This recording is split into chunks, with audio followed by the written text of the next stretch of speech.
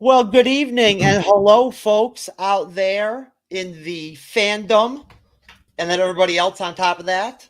This is, of course, Jeff S. Pardon me as I disrobe here. It's a little cold here in Southwest Florida. Us Southwest Florida pussies are cold tonight. Anyways, this is, of course, the MCU's Bleeding Edge, and we are known to be not like every other MCU show out there, and proud to be that show.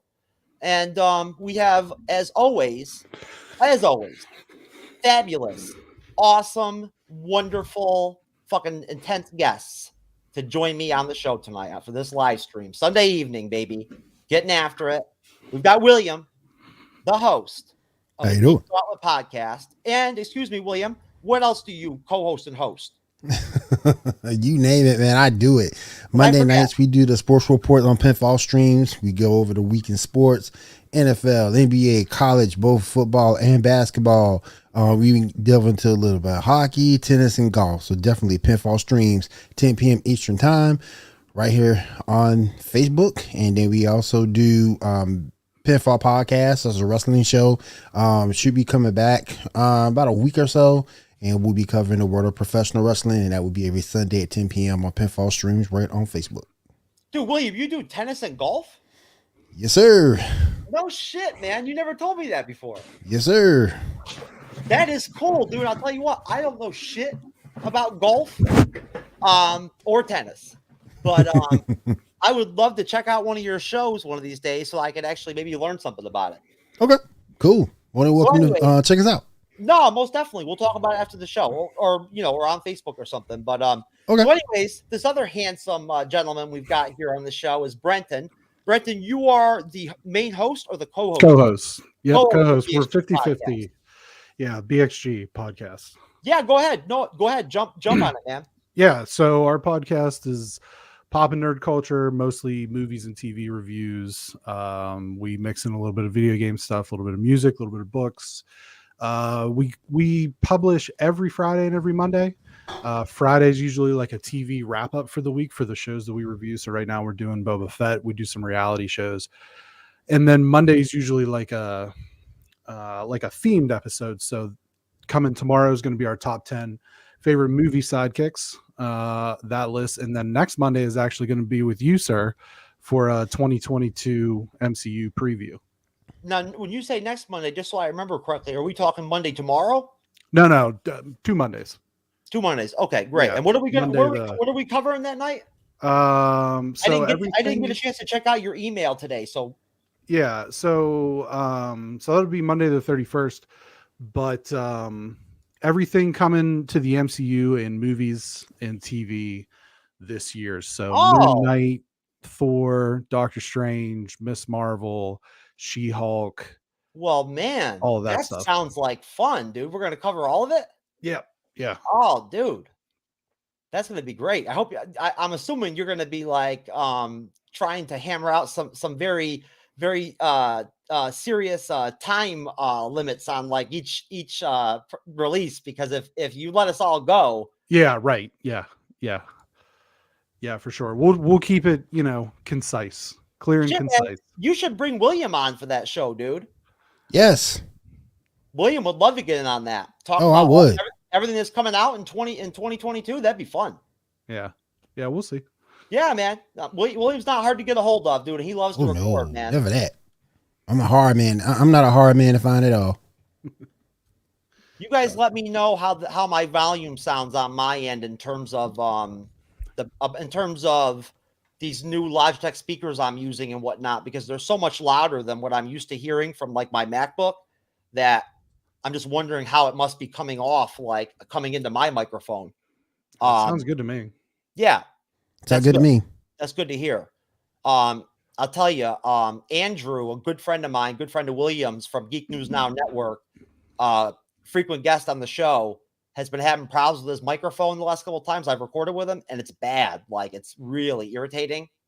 And I hope he fixes it soon, because I love recording with the guy. But there's nothing more cringy than when you're hosting a show and one of your guests is just like, half their words are coming out, half of them aren't, and whatever. Understood. Yeah. So bottom line, folks, this is the MCU's Bleeding Edge. And as always, we are mostly going to be covering the MCU and Marvel.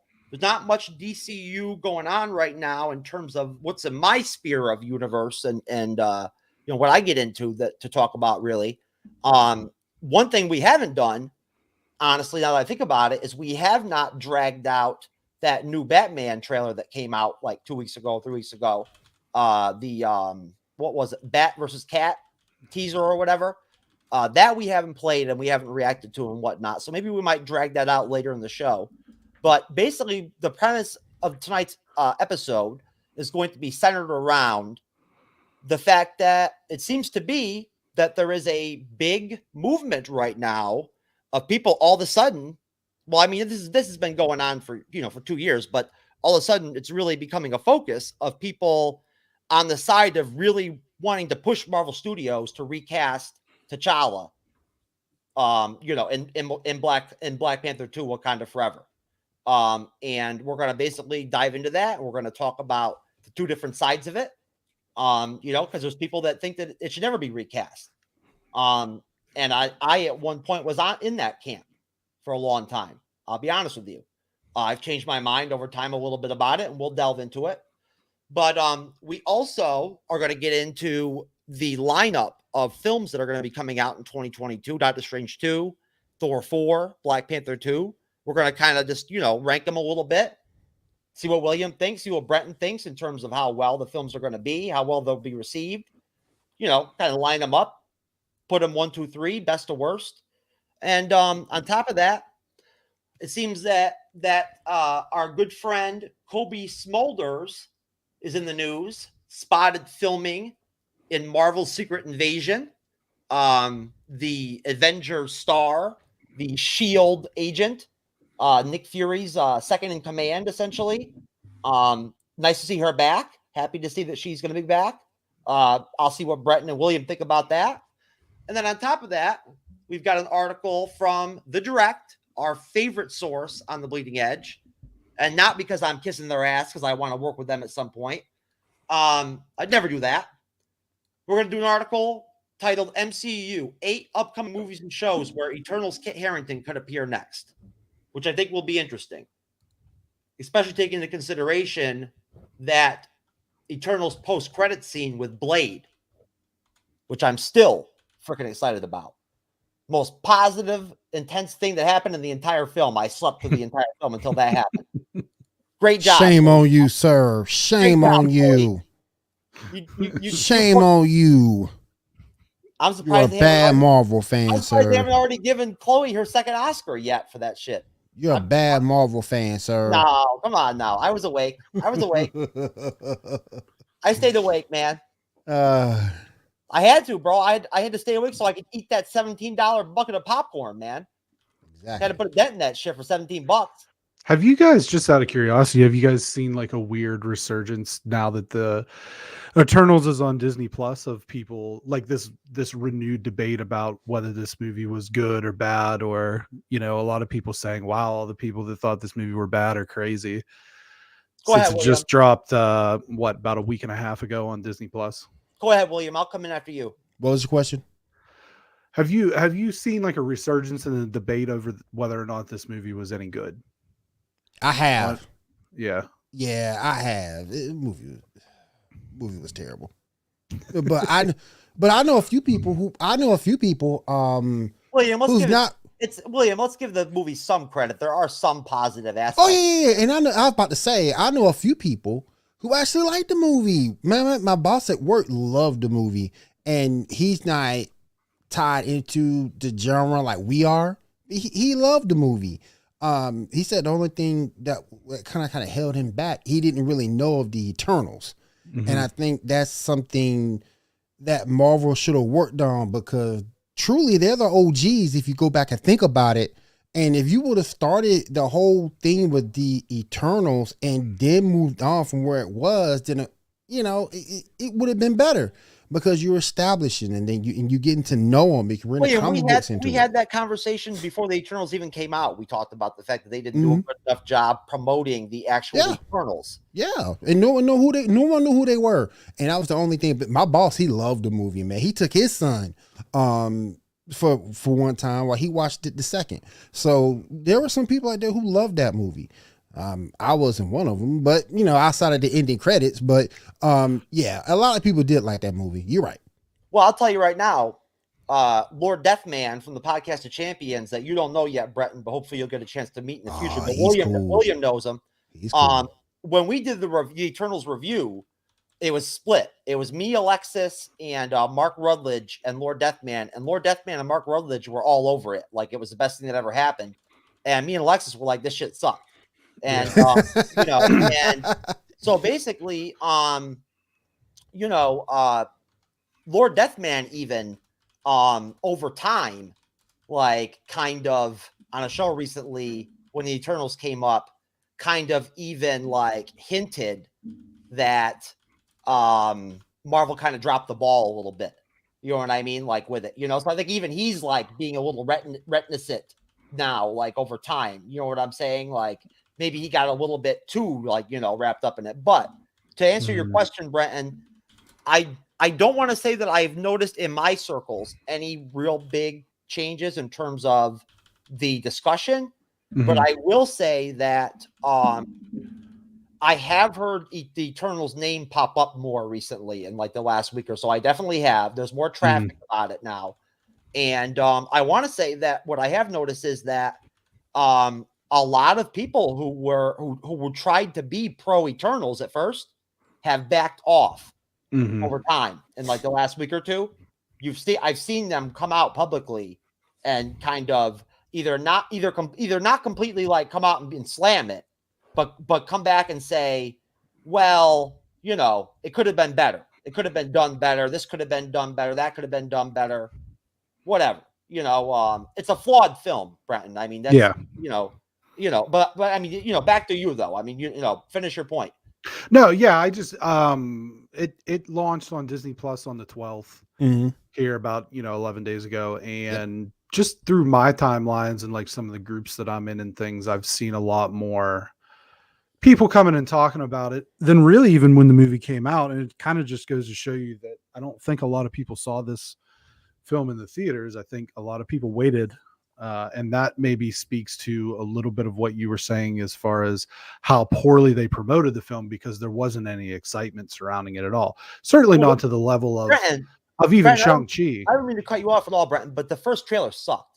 I think also too, another thing you guys have to look at, they gave more love and promotion to Spider-Man No Way Home than anything. Yeah. Good point. And I think if they would have took some of that and maybe gave it to Eternals, you might have seen a different story. But... Well, yeah, but the thing there was Sony was in charge of the all the transitions. Right, you're right. Yeah, that was my only thing, because you gave Spider-Man No Way Home all that. Like, don't get me wrong, not saying it didn't deserve it because it was a fantastic movie. But if you would have gave a little bit of that love to Eternals, it might have been different. Hey, they did give that love to the Eternals. They worked the schedule. We talked about this, William, and I was right about this months ago when I said this to you. I know because you've already told me that I was right about it. They scheduled the lineup for the movies. They flipped things around to make sure that Spider-Man 3 would come out within a month of the Eternals to cover their ass. Yeah. They did kind of like sandwich the bad with the good. Yeah. Yes. So that if the Eternals did take a shit, that way they could immediately change the tenor. You know what I'm saying, and change that negativity back to a positive. And that would and knowing the fandom, they figured, you know what? Spider-Man 3 will be so fucking dope and so awesome and so huge. Whatever we lose with Eternals, we'll make with this. Whatever we do, whatever at that point, it's not going to matter what happens with the Eternals because this is going to completely take over. You did establish it did do one thing though. It established a new big bad, and I think the second one that we get is going to be a whole lot. It's going to be a whole lot better than the first. I do believe we will see another Eternals. I do believe we will. Oh, we will. I agree with you. For sure. There's already been rumors that there's already been some solid rumors that have come out in like the last 2 or 3 weeks. And I think that second one would be a lot better because now you got a chance to fix your mistakes and there's no Spider-Man 3 or whatever going behind you. So I think that Eternals 2 would be a whole lot better. I mean, this is something that Shaw probably would know about before me, but I want to say that a couple of the actors or actresses from the Eternals actually have come out and said that they're going to do another one. Yeah. You know, I mean, I believe Richard Madden, who played Icarus, has commented that he's into another project with Marvel. I mean, he was one of the main ones. No, how's that going to work? He flew into the sun. He's eternal. Good one, Jeff. Good one. Yeah, I mean, seriously, man. I mean, you know, hey, look, I mean, I get it. The Eternals were powerful, but like, I mean, you know, dude, the sun is pretty intense. Did he fly into the sun or just towards it and then around? No, into it, man. He flew straight. I thought he flew into it. Yeah, I might have blinked. Hey, I might have had a really long blink. Do you guys think Icarus is just too OP? Yes. He's Superman. He's Superman. He's just Superman. I think at the end of the day, that Icarus just hadn't gotten any booty in a really long time, and you know, and there was some really good freaking snacks over there in the sun to hit and whatnot, and he just he went right in. Oh man, you know. So you know, I just want to say real quick. I want to say the other good thing about Eternals, we got to see Angelina Jolie one more time. Shout out to Angelina Jolie. Yeah, I mean, you know what? As far as I'm concerned, I want to. I'm never unhappy to see Angelina Jolie. No, sir. We always got to be happy to see Angelina. You know, and she's damn talented as an actress too. She can freaking act. Heck yeah. You know, it's just too bad that they gave her the stupid arc they did in the Eternals, man. Oh my god. Yeah. You know, they could have done a lot better by her, man. She can go though. She can act.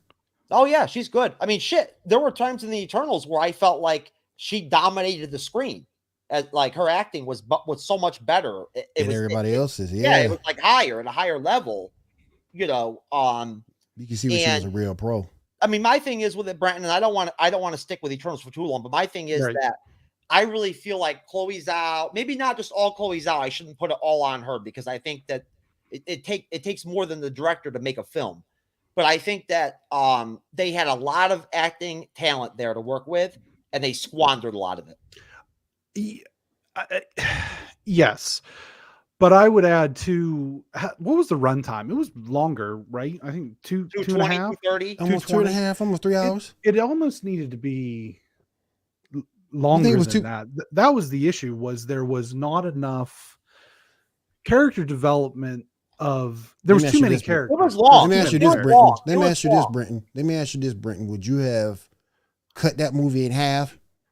Potentially, but the problem there is I don't think enough people would have cared to see a 2-part Eternal. How could you? Yeah, but how would that work though? With that many characters on the team, how would you be able to like flush out? That's more than the Justice League.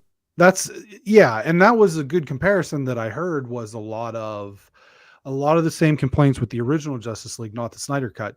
Was that these characters didn't get enough time on screen for you as the viewer to develop a relationship. For example, I think the best one was Gilgamesh. You know, spoilers for anybody who hasn't seen the Eternals, but Gilgamesh dies in one of the fights, kind of in the first third to the beginning of the second third, and it's just like, okay, who was that? This shit? I don't even know. Don't even know who he is. Brenton, thank you very much for bringing up the Snyder Cut in this conversation. Dude, I'll tell you right now, I never thought about this before because it's DCU. But dude, the Snyder Cut versus the Eternals, no fucking contest, bro. The Snyder Cut was dope compared to the Eternals, man. Yeah, it was also 4 hours long.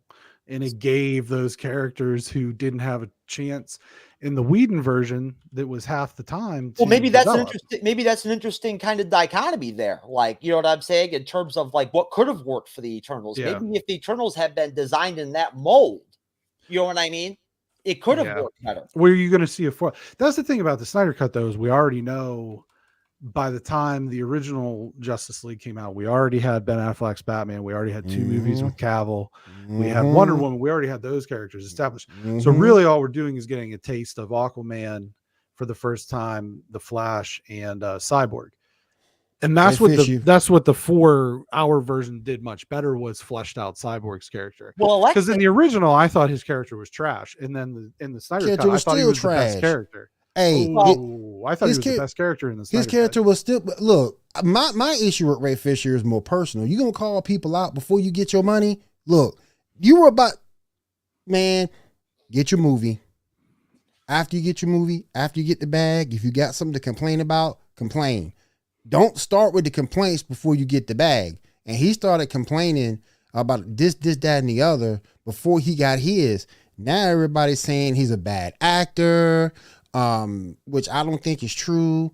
I just think he handled it wrong in terms of of looking out for himself and looking out for his career. I don't know the whole story with all that, so I'm not going to pretend I do, and we don't need to, delve deep into it. But I think he did a great job in Snyder Cut. I thought he was fine In the Snyder Cut, yeah. Snyder Cut, he was fine. Yeah, I give you that. Snyder Cut, he was fine. No problem with him. If anything, I actually thought he was pretty good. To tell you the truth, I did.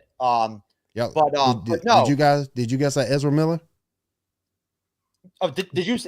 Did you guys like him? Did you see Ezra Miller at the DCU fandom day with that freaking like transvestite outfit he was in and shit? Yeah. Dude, what is up with that, Yeah, man? I don't know. Like, I mean, you want to talk about, dude, if you're trying to sell your movie, You gonna sell it with that? DC fandom, you don't fucking come out there. Is this recently or I'm not familiar Dude, with the DC fandom event that they had, like, when was that, William? Like 2 months ago? About 3 months ago. Mm-hmm. Yeah, to promote Dude, the Flash dude Right. came out to do. They did like a teaser for like the Flash. What's it called? Film that's coming out. Is it the Flash or is it Flashpoint Paradox? That Flashpoint movie. Mm-hmm. Flashpoint Paradox. Mm-hmm. He came out to like like I guess introduce his clip or whatever And other things, but that was the main thing. But Yeah, he was sure. he was dressed like a freaking woman, like a transvestite or something. Like he had like a fishnet black. That wasn't the best thing ever. Like belly shirt on, like with tight like pants, and he looked like he just woke up from a nap, or like he was drunk. Like it was crazy. And I get it's the younger generation, and they're gonna do things differently than we do, but still, I can't imagine that would be good.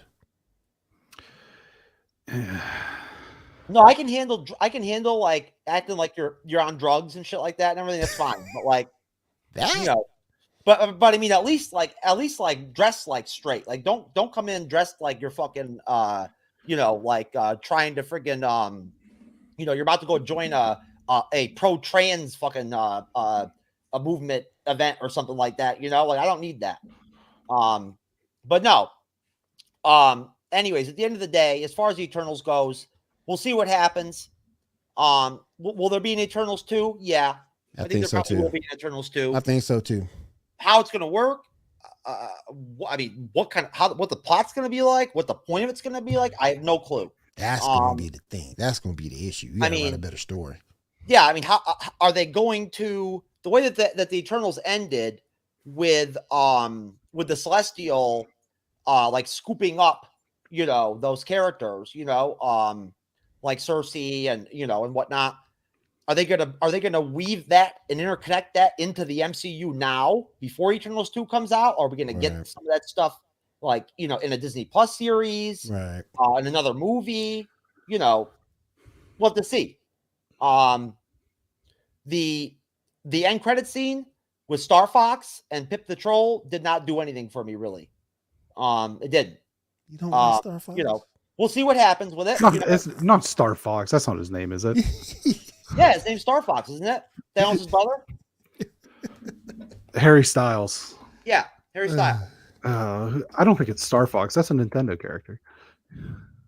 Is it? If it's hold on. Oh my God, it is Star Fox. Jesus yeah, Christ. It's Star Fox. Okay, that's terrible. I'm about to say, dude, come on. I know where you going. You going Star Fox 64. I know where you going.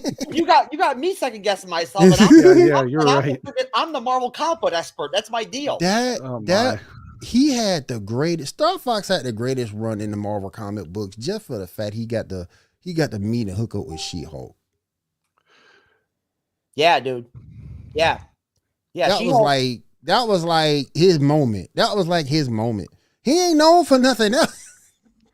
Dude, I'm telling you right now, bro. Well, he's what? Thanos' half brother? Dude, if I was gonna throw down with She-Hulk, I would have to make it clear to her right from the beginning that that I'm in charge. You know what I'm saying? I don't care if you're 6'7", 327 pounds and shit, exactly. and you could beat my ass like with both hands tied behind your back. I'm still dominating you. Straight up. Hey. Pip the Troll though, that's Patton Oswalt.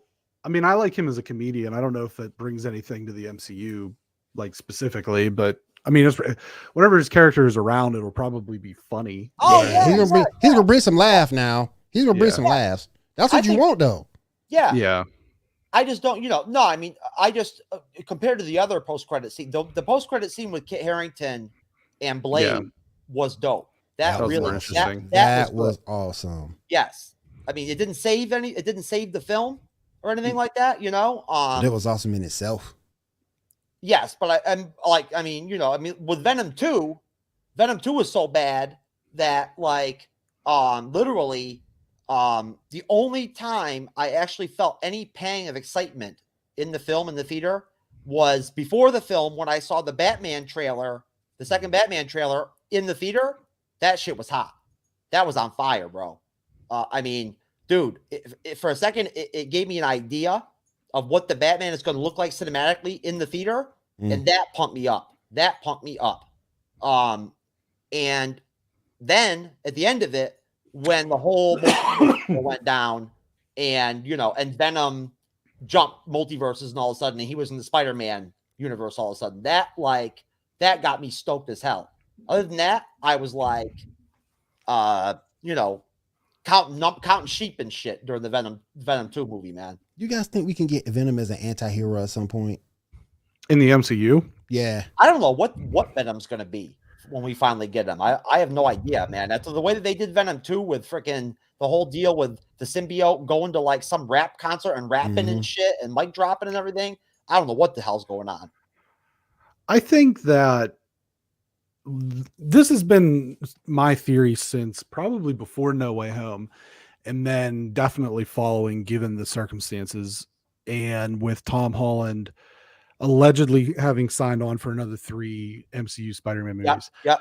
I think the first one is going to be some iteration of him and Black Cat, and then we see whatever the MCU Venom is in the end credits. Second of that trilogy is going to be Spider-Man and Venom in some capacity. And then I believe the third one will be him passing the torch to Miles, which I would actually like to see way sooner than that. I'd like to see that be number 1. Yeah, I would too. But he's had mentors in every one of these and you guys have to the home trilogy. He had Iron Man, he had Sam Jackson, Fury, and then he had Doctor Strange. So I'd like to see the script flipped around that a little bit, and he could be the mentor character to Miles. They're definitely going to do Miles. I'm very excited for that. And that would be so cool because Miles is so popular.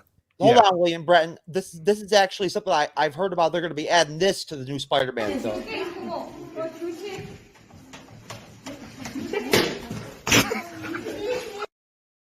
But I think that's interesting because if you bring Miles into it, then Miles can take over for Tom. And you can keep the money train going. Yes. I like that. I don't know if I feel that way. I don't know if I feel that's from a Black Cat. I mean, I think she's okay, but I just think the way they left it at the end is does Zendaya come back? And if she doesn't, then what's the love interest? And I think that you can have to be Felicia. Yeah, had to be Felicia. I don't want to see Zendaya in a Spider-Woman suit or something like that. I don't want No. I don't want that. And I don't think that they would do Gwen again after the Garfield movies. Well, I'll tell you what, honestly, it's not a big deal or anything. It's not, I wasn't that let down, but I really was actually looking forward to seeing Gwen and Mary Jane from the original Spider-Man franchises they were supposed to be in Spider-Man. Yeah, that was a rumor at one point. Yeah, so I was actually looking forward to seeing them. But I think too, the picture of this is the rumor, and it has like fucking Godzilla and Optimus Prime and King Kong and all that was on point for both the Spider-Man thing, because it was rumored that everybody was going to be in it, and now the same thing's kind of happening with Doctor Strange. Dude, listen, it's a no-brainer that you're going to do another trilogy with Tom Holland. I mean, why wouldn't you? What would be the logical reason that you would not just sign him up for another trilogy? I mean, look at just if he doesn't want to. Tom Holland's, look where Tom Holland's at from an age standpoint. He's 25. literally in the perfect age, and like the way he looks right now, he fits perfectly as the college age Peter Parker. Mhm. You know, so at that point, it's just basic common sense. And then at that point, you know, you'd have to not want to make money to not then bring in a younger Spider-Man to follow up. You know what I'm saying? You know, I mean, Spider-Man is one character where I think that like you can't get enough of them. People are not going to get sick of Spider-Man. Yeah. You know, they just want. I would say he's especially since the X-Men stuff has kind of tailed off. I think he's gonna definitely come back, Brenton. It's going to come back. Yeah, sure. But right now, Spider-Man is, I would say, top tier, probably Marvel's most famous character, especially when you factor in the PlayStation games that are immensely popular. Yep. That are, you know, and then all of the other Spider-Man stuff, the Across the Spider-Verse, Into the Spider-Verse was one of my favorite animated movies, and I thought fit right in with the motif that they're going for. So I think right now, if you look at it from a Marvel and DC standpoint, I'm a Batman guy. As much as I love Marvel, Batman is like my number one favorite comic. Don't even get started with the Batman, because William will tell you I am literally like I'm ready to like get down on my knees for the Batman. It looks great. It's going to be long. It's going to be almost 3 hours long. They said I'm more of an Icon and Blue Marvel guy myself. Yeah, but William, come on. I know at the end of the day, I know how you are, William. I figured a little bit about you personally, enough to figure out that you're tough on the Batman. You're tough on Pattinson. Oh yeah, because I just feel that the actor itself has to be able to pull off that role, and I don't think Robert can do it. But you're a real dude, so at the end of the day, when you see it in the theater and it comes out, and if it's banging and Pattinson doesn't, I'll tell the truth. You'll come back and you'll be on the show and you'll be like, yes, you know what? I will tell the truth. If it's good, I will eat crow on the air. But if it's bad, I'm gonna let you know that too. Yeah. Here's the thing about that is, and I think that Batman and Spider-Man are excellent one-to-one comparisons, because while Batman's really cool and Spider-Man's really cool, it's really about their villains. Yes. It's really about their rogues gallery. And I think that those two have the best, whereas a lot of the other villains, it's always just an evil version of themselves. I mean, you can look at the whole Marvel line damn near and see that that's what the bad guys are. But with Spider-Man, you have more interesting characters like Doc Ock, Vulture, Electro, Mysterio, etc. And then on the DC side, with obviously the Joker, the Riddler, Two-Face, all of those. Daredevil has some pretty good villains. Daredevil does. Yeah, that's true with Kingpin and what have you. Yep. Those are. Yeah. But I think that's what makes those two particular franchises so special, is it's not even necessarily about the hero so much as it is how interesting their villains can be. Oh yeah, and I'm telling you right now, they haven't. I mean, they still got some stuff up their sleeve with the Batman. They haven't shown us in the trailers. Like there's gonna be stuff that's gonna happen that we haven't seen. So like, I mean, I wouldn't bet money on it. It wouldn't surprise me if the Joker pops up in the movie. It wouldn't surprise me. It could happen. Me either. Which Joker it'll be? I don't know. I don't know if it'll be what's his name? That played Joker recently with the Joker. No. It won't be him. No, not that one. Not Leto, that one. Jared Leto. No, not Leto. No. Not Leto. No, the other actor. Geez, you know what? My mind is dead or whatever tonight when it comes to who the hell I'm thinking of. He's got kind of a weird. Joaquin Phoenix. Joaquin Phoenix. Oh, okay. Okay. I didn't think about that. I can see that. But the thing is, though, you have to remember the Batman is detached and in its own universe. It is not a part of the DCEU. Well, so was Joker, right? Yeah, Joker is too. Joker is detached too. Mm-hmm. It was okay. Yeah. Okay. Yeah. Okay. I just want to make it clear, just to be Hanka Mabgabdu or whatever. Batman can't in the comment section or whatever. Look, man, go bother somebody else with your bullshit, okay? Unless you're actually going to formulate some kind of comment in English language that I can understand, I don't need that crap. Promote it on Instagram. Facts. Yes, please. Anyways, but no, that is one thing. I'm not saying it's a problem for me or anything. It doesn't bother me, but I don't know, man. I kind of, in a way, I kind of don't like the fact that they're insulating the Batman film like that and making it and having it in its own universe and whatnot. I get where they're going. I know they have a plan, with HBO Max and with Warner Brothers and whatnot. They're going to have a show on HBO Max. It's going to be like a Gotham oriented show. Yeah. And Matt Reeves is going to direct that too. and and whatnot, and that's going to be a part of this universe with the Batman. And I don't know what you tell me what you guys think, but just because they haven't unveiled it yet or said it, I do believe at the end of the day, firmly, they will do a trilogy with Robert Pattinson as Batman. They will. You got to say how he gets over that first one first. That's my thing. That first one's got to be a hit to see a trilogy. I don't think there's any way it's not, though. Yeah, because that first one flops, you're not gonna see the other two. I think honestly, they're not. It's totally hush hush. But I think they've already signed him up for the trilogy because honestly, if they didn't and they just let it go or whatever and said, you know what, we'll see what happens. If the movie blows up, at that point, that would put them in a shitty negotiating position with Robert Pattinson because then he could demand whatever. You know what I'm saying? Like anything. Right. You know what I mean? And you have to pay him. And dude, look at where the DCU's at like the last couple of years and whatnot with the movies. I mean, Suicide Squad was good. Yeah. It was good. It was very good. But like they need a hit. You know what I'm saying? I mean, they need but that's the thing is it was good. It didn't do well commercially. Right. No, and their animated is kicking their live actions butt. Yeah. That's it has been for the last 20 years. They need this movie, the Batman movie. What was the worst animated that you could say? The Killing Joke? You know what? I didn't see it. I'd like to because it's one of my favorite graphic novels. I think that's the worst animated movie that they did, The Killing Joke. That might be the worst one they did.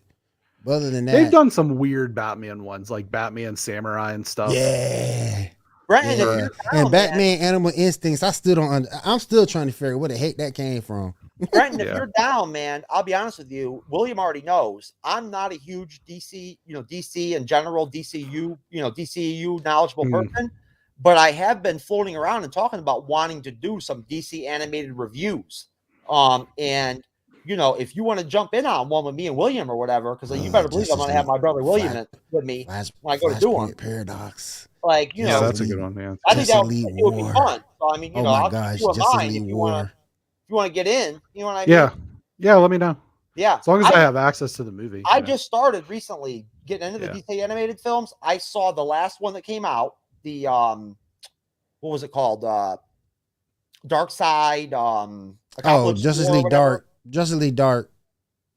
War on Apocalypse. War on Apocalypse.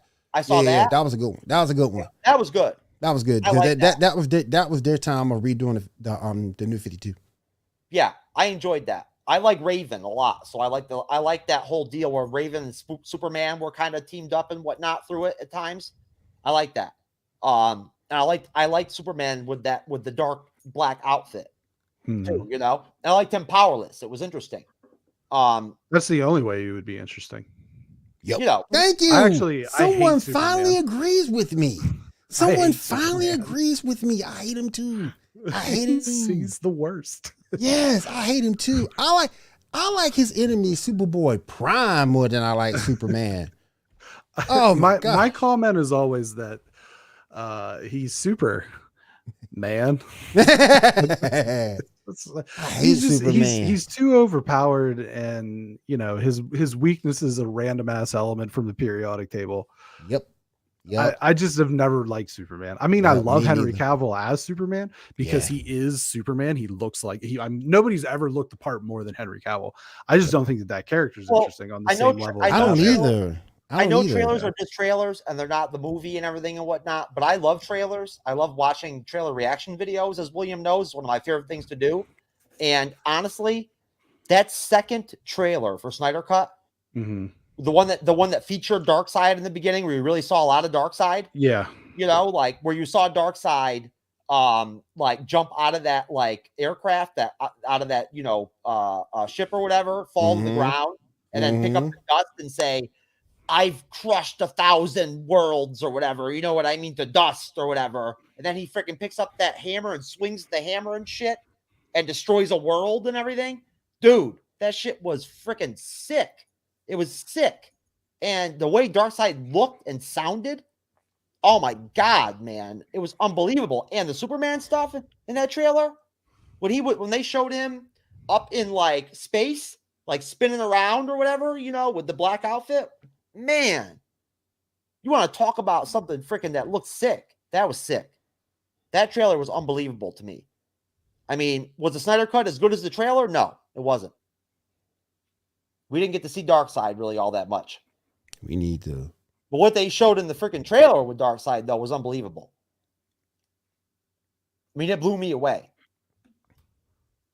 To me, Darkseid is scarier than Thanos. To me. He's authentically scarier to me as a villain than Thanos is. You just need to bring that whole comic book series. But Marvel, and he could be the first that they did. The only one I think they did, Marvel versus DC back in the day, when they had the fans vote on the winners. They just need to bring that thing up. They just need to bring it up. They just need to do it. Give it time.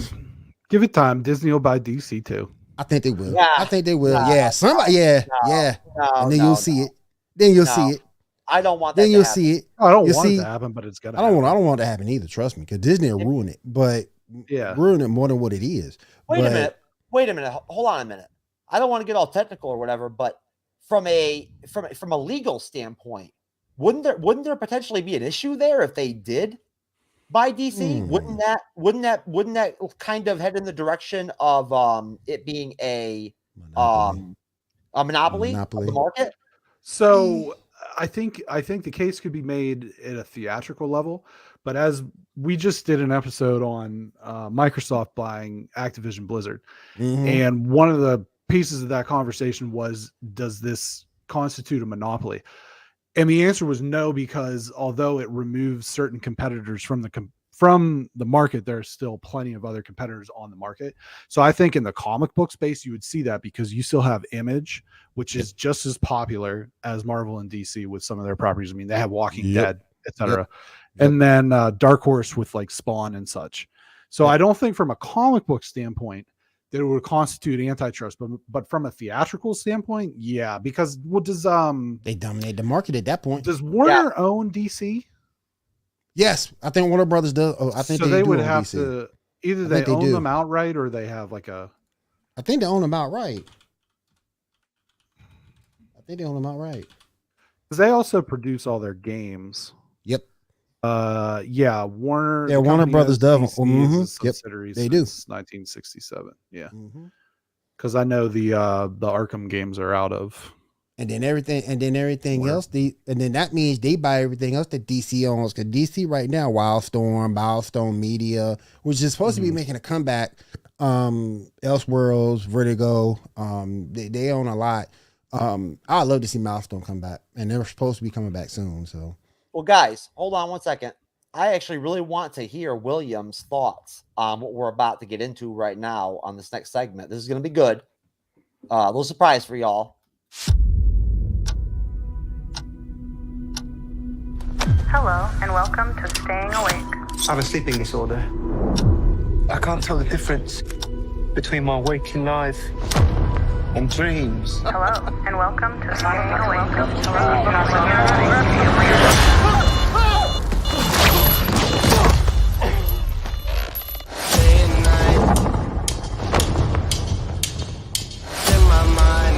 I think I'm losing it. We'll catch you on. You're bloody useless, Stevie. Stephen. I can't tell the difference between life and dreams. Thank you. Lost the contact lens. Hope you find it. Thanks.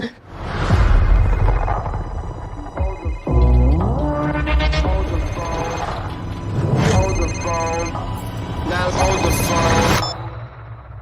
Yeah. Oh my God, you're alive. What's wrong with you, Mark? Why did you call me Mark? It must be very difficult. The voice in your head. Shut up! There's chaos in you.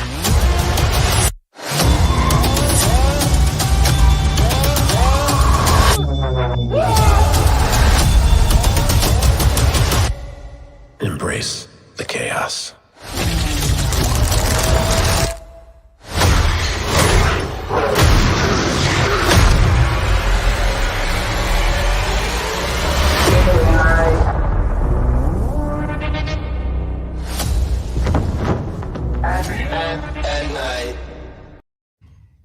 Hell yeah. Let me tell you. I like that music too. And I like that music too. Let me tell No, you, real quick, before you get in, William, hold on. I just want to say one thing. That voice you hear that says "embrace the chaos," that is Khonshu, the moon god. That's who that is. Just to be clear. Mm-hmm. Go ahead, William. I am looking so forward to this. And from what everything I've heard of how they're going to do the blood and guts for that translation on Disney Plus, by beating up more monsters than humans. Oh my goodness. I am looking so forward to this show. Don't get me wrong. There's a lot of comparisons between Moon Knight and Batman. There's no comparison between these two characters. These two characters are just about as different as night and day. All it literally is uniforms. Yeah, that's about it. And I am looking so forward to this show, to see the multiple personalities, to even see the fighting style, to see how he deals with just handling being Moon Knight. This is going to be an amazing show. Well, and I'm looking very forward to it. There's one other thing too. There is the fact that he is Moon Knight, and a lot of times, you see him at night operating in the dark. There's a lot of that going on, and that does line up a little bit with the Dark Knight and Batman. Oh yeah, but that's when he's strongest too, with the full moon. So yeah, of course. But Gotham is always black and dark. Yeah, it is. What I mean with Batman. So. And it's kind of funny that you mentioned that, because you've seen Batman sometimes during the day on Justice League Unlimited. He looks so out of place during the day. So out of place. Yeah. But you're right. I mean, I think that when it boils down to it, when you see Moon Knight on a rooftop, with the cape and everything and whatnot, versus like Batman on a rooftop, you know what I mean? You get the same vibe kind of with them. And as far, we'll see what happens with the series. We'll see how his hand-to-hand combat is, what his level is, what they end up doing with him with that, how well he fights.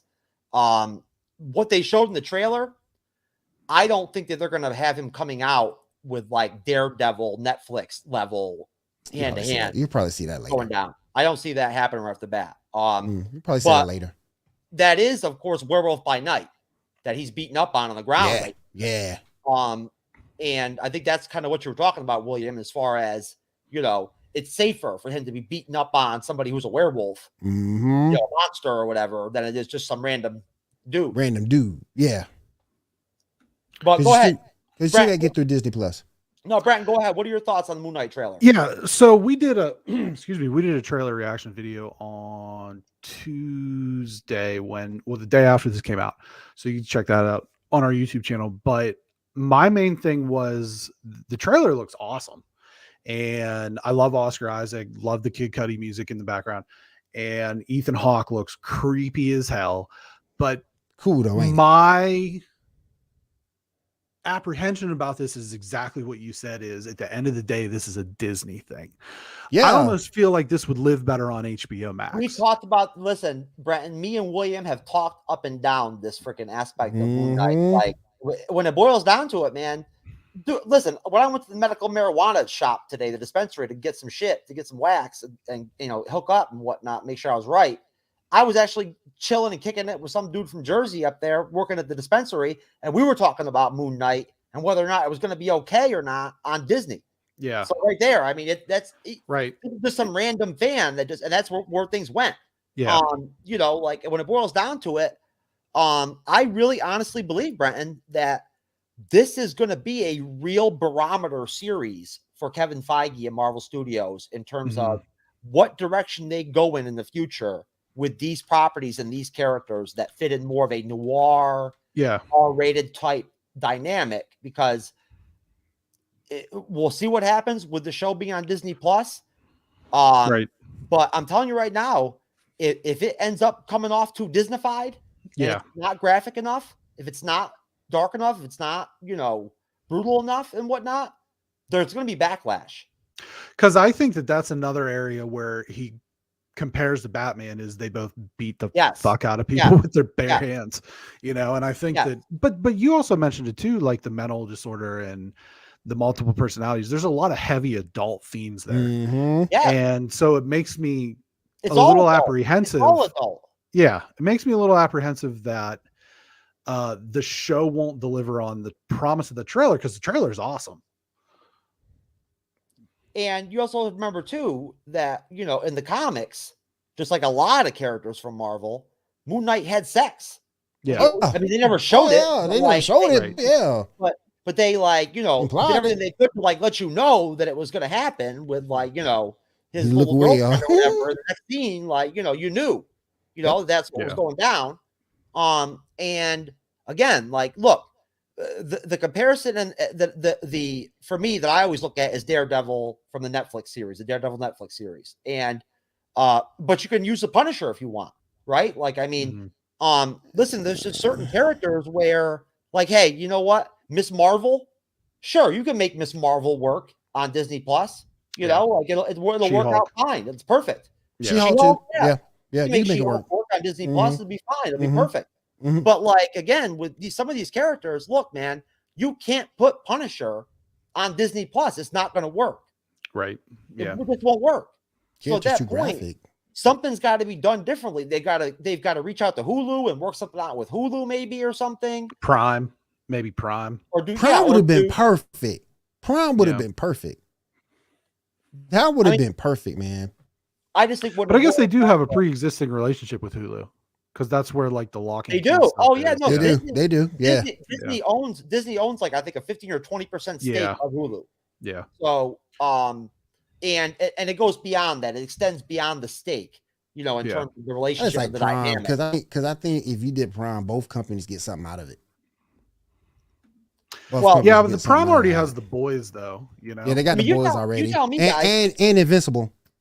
Would Yeah. you agree with me at all when it boils down to it that maybe at the end of the day, from a financial standpoint, from a standpoint of capitalizing on the maximum amount of money to make off of characters like Moon Knight, the Punisher, and whatnot, I think you risk losing money if you don't pull them off authentically, because I think there is people leave that. look. At the end of the day, look, when you look at the fandom, when you look at who goes to watch these movies and everything, who buys the Disney Plus memberships to watch these shows and whatnot and everything, at the end of the day, not only is a large percentage of it male, the fan base, but a lot of them are guys that are like, 32 to like 40 to 50, 60 years old. And there is a demand, there is a market for dark content, graphic content. There is. It's out there. I agree. I So agree. at that point, do you think at all that it makes any difference from a standpoint of capitalizing on the value monetarily of a character like Moon Knight if you don't give him the same type of authentic, environment, show, vibe? Do you think that hurts the value, or does Disneyfying it capitalize it and increase the value? I think from standpoint number one is they want everything in one place. As much as maybe Hulu would be a better option, I think they want everything that's really mainline MCU outside of the stuff that's owned by Sony, like Spider-Man, to really be on Disney Plus, because it's, you like Moon Knight? We'll check out Hawkeye. You like Hawkeye? We'll check out, the Black Scarlet Widow Witch. movie, because it's all right there. So I think that that's a big component of that. And the reality of it is yes, while there is a large demographic of, guys that grew up in the 80s and 90s and read these books, it is kind of passing it along to the younger generations at this point. You know what I mean? How many, you go out for Halloween, you see how many Iron Man suits, how many Spider-Man Well, you're suits, right. how many Cap We are suits. making a transfer right now from the Infinity War Endgame, peak to this new kind of place that we're in. Yeah. We are. So no, you tell me, William. Is there more money to be made at the end of the day if they can make Moon Knight fit into the Disney model? I think you will benefit more if you can make him more into a Disney model, because if you keep him as is, he's going the rating of the show is going to have to change. That's the first thing. It won't be a PG-13. It's going to have to be a higher rating. And B, Yeah, you have to change him. You have to change him to make that money because you want to keep your fan base. You don't want to alienate anybody from what he is. And Moon Knight can be in. We all know Moon Knight's got multiple personalities, so there's no telling what you get from him if you keep him as is. And Marvel doesn't care if like even if a significant part of the fandom is not happy with the authenticity that they give us with the character. They don't care. I think Disney Plus would, though, because I don't think Disney Plus wants to lose any subscribers. It's not like they're booming hand over fist right now. So, well, I mean, for me, I don't see Moon Knight being the kind of character where he has the viability to become some massive breakout character in the MCU. No. But I'm just saying you have a standard. I'm just saying you have a standard that Disney Plus needs to hold to. And that's why I say you keep him, you Disney-fy to keep that standard going, to keep your subscribers happy. And like I say, if you have to make a change of bloodlust, go ahead and make that change. And as long as the acting is good and the storytelling is good, everything else should fall into place. Well, we'll see what happens. I mean, I'll tell you what, I will totally give hats off all day long if they do pull the series off well, and they fit it in the Disney Plus, rules and whatnot, the vibe, but still give it enough realness. Give it enough oomph. You got to give it some oomph. And we'll see. And again, and that's another aspect too that compares to Batman is that noir vibe, that you get with Batman. You get that with Moon Knight too. Yep, you do. I will say that there is a place for, and one of the examples that we speak about with this the most on our show is in Civil War, the scene where Bucky and Cap are escaping, like the apartment building. They are beating the absolute hell out of those guys. It's you just feel the bones crack. Yeah. So I do think that there is a place if it's handled well. It's just, but it being a series and everything, maybe a little bit more accessible. They are going to have to handle it delicately. Yeah. But I have every faith. I mean, the character looks awesome. Like I said, the trailer looks incredible. If they pull that off, hats off to him, man. Hats off to him. I'm telling you right now, at the end of the day, when it comes to the fandom, when it comes to guys out there and women too, and lots of women too, not even just men, lots of women too, they just haven't gotten the movies. They haven't been seeing the films from the 90s ones, like Terminator 2, Predator. You know what I mean? Like, we're not getting stuff like that anymore. There is no more nudity anymore in films and whatnot and everything. There is no graphic anything at the time. So I'm just saying, if 3 years from now they decide to do a Punisher solo movie, right, with Frank Castle, Punisher, with John Bernthal as the Punisher and whatnot, rated R, hardcore, with freaking gore and killing and sex and everything and whatnot, that show will make $1 billion. And you see that, and you sort of kind of see that in anime too. Not to change the subject, but you sort of kind of see that in anime too, because you got all this lore around, you got all this lore around getting chicks and things like that. But if you go back and look at an anime like Vinland Saga that's on Amazon right now, you get that blood, you get that guts. Same thing with Attack on Titan. You get that blood, you get that guts, and that's that market. And those two are some of the best animes we had got last year. So yeah, there's a place for that type of action, on that blood and guts type of action. There's a place for it. Most definitely. Brenton, what are your thoughts on Punisher thing, or this whole conversation in terms of the fact that there is a place for I think so. God, what the hell did I just watch real recently that was, like you have Squid Game, right? Yeah, I think that's a good example. That was one of the most popular new shows last year on Netflix, and it was like almost Tarantino level blood and such. So a lot of people were turned on to that show. I thought by the end of it, I thought it was pretty average, but I think that part of that is sort of that desire to see kind of, the fantasies in your head of violence kind of play out on the screen a little bit. I think that there are people who have those, and that's a more cathartic way of living that out, is kind of seeing that. And, Tarantino's made a fortune on blood and gore and over exaggerated. Game of Thrones, same thing.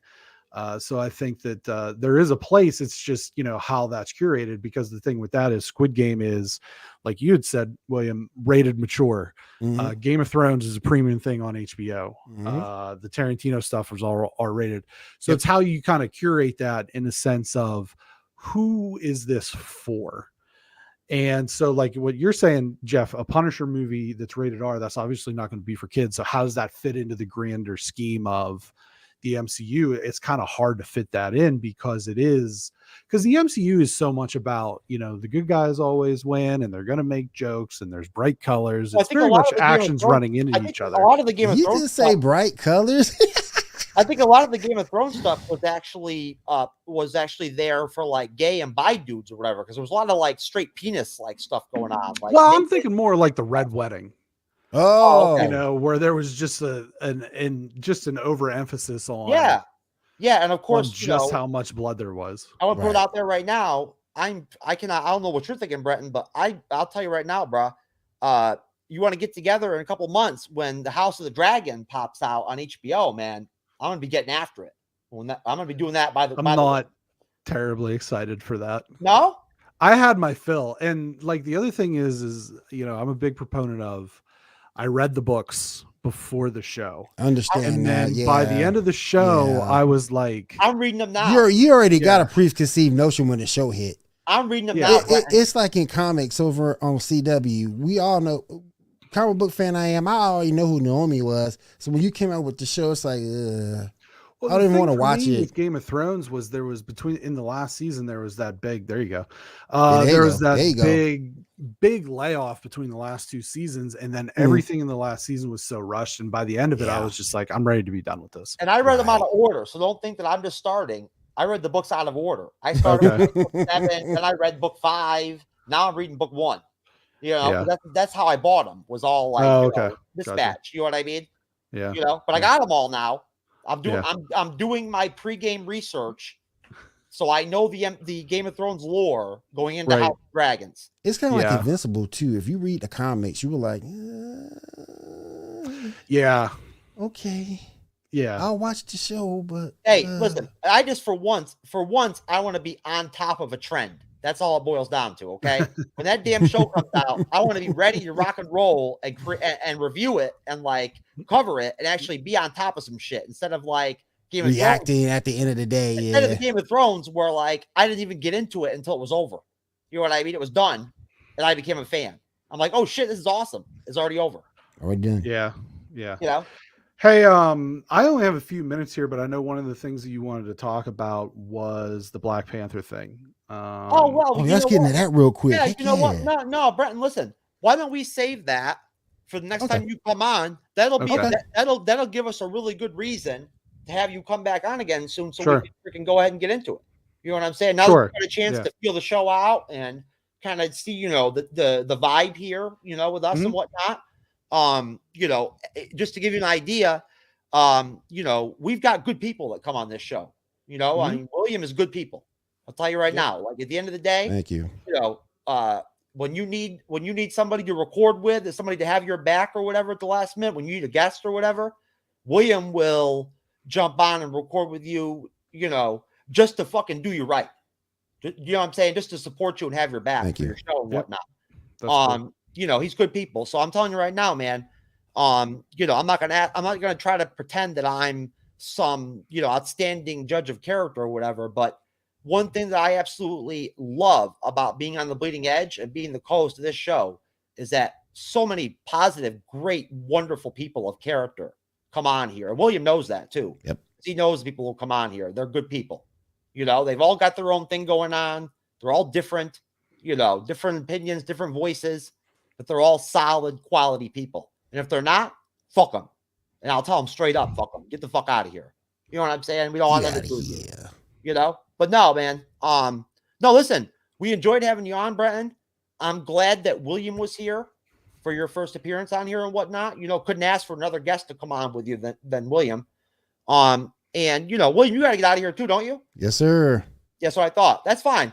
I'm gonna carry the show solo until Gunnar comes on, which oh my goodness. that might get crazy, William, because me by myself solo, oh man. You don't Real know. quick, Brenton, before you go, man, where can we find you? Oh yeah. Yeah. So you can, all podcast services, Spotify, Apple Music, etc., so on and so forth. BXG Podcast, like I said, Fridays and Mondays. We do have a YouTube channel. Not everything goes up per se on the YouTube channel. It's kind of more curated to kind of have the best stuff on there. And then the YouTube channel is also BXG Podcast. Instagram, BXG Podcast. We do like stories with votes. We love listener submissions when we do our lists, that sort of thing. We love getting listener submissions. So yeah, that's pretty much it. Facebook.com/BXG Podcast. And you guys can find me on Twitch under William Morgan Media, Geek Gauntlet Podcast. That's right. That's right. Cool. And I must honestly say that I've really enjoyed William's last couple shows. William's Geek Gauntlet main show is on Saturday evenings with Shaw, Kat, and Janae. That is the team. And I kept myself silent the last show. I decided to stay out of the comment section because when I do get in there, I end up freaking like talking nonstop and everything and whatnot. Like I want to be on the show almost, you know. I feel like I'm left out. I didn't want to freaking drive anybody crazy or whatever on the last one. But William's Geek Gauntlet Podcast is one of the only other content creator shows out there that I actually watch and follow myself. You know, and support and try to be there with them. They got a great team over there. And I'm more than happy any day to go ahead and take care of the plugin and shit for the Geek Gauntlet. Willie don't have to worry about it. Oh yeah. That's how good he's got it over here. He comes on my show and I do his plugs. You know? That's how we do it. You more than welcome to come on, bro. If you want to, I'm afraid, man. I'm scared just because both you guys are more than welcome to come on, man. You know, StreamYard can hold up StreamYard can hold up to 10 people. It's only 4. So you guys are more than welcome to come on, man. I'm so weak on my DCEU knowledge, man. We talk more than that, though. Scared, man. We talk Marvel, we talk anime, we talk comics, so we talk more than just that. William, look, man. You know what I know how to talk about and what I don't. Shit. You last couple weeks, you throw a show together that leans heavily in my direction. I'm there, brother. You know what I'm saying? I just don't want to come on and look stupid. Understood. You know, understood. I don't want to come on there and be like I'm retarded or whatever. Like during the show, I can't even talk. Understood, bro. Because I don't know what we're talking about. But no, Brenton, thanks a lot for coming on, man. It's good meeting you, brother. Yep, absolutely. Good meeting you guys. It was a pleasure. Oh yeah, I appreciate it. Great recording with you. What is that? Is that a Blue Yeti you're working with right there? He got a Blue Yeti. Yep, that's it. Yep, that's it. One of the first mics I started with before I got this shirt. Yeah. Well, you know what? It's doing good for you, man. Your audio sounds good. Oh, cool. Appreciate it. It's always a crapshoot. I'll tell you, man. Listen, I'm no technological whiz or whatever and whatnot, but I bought the Audio Technica headphones to go with the Audio Technica microphone when I first started, years ago and whatnot or whatever. And not years ago, a year and a half ago or so. And I plugged them in and I put them on. They don't work with this type of microphone, with these cardio microphones. The headphones don't work. Nothing happens. You know what I mean? Like, gotcha. I don't know why, but they don't work. So that's why I don't rock them. Right. When I wear them, nothing happens. I don't hear anything. There's nothing. No magic. At that point, it actually muffles my ability to actually hear people. So. But anyways, guys, again, thanks for coming on. It was good to see you. Take care, guys. Take care. Y'all have a safe night. Have a good weekend, guys. Yep. Laters. All right, guys.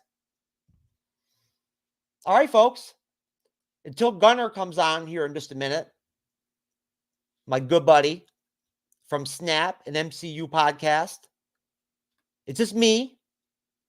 Very rare position for me to be in because I'm certainly not new to making solo content. That I can tell you right now. But when it comes to the Bleeding Edge, I'm used to always being surrounded with guests and my co-hosts and stuff like that and whatnot. I'll tell you that I miss Perry Ramsey, our original third co-host that we haven't had around in a while.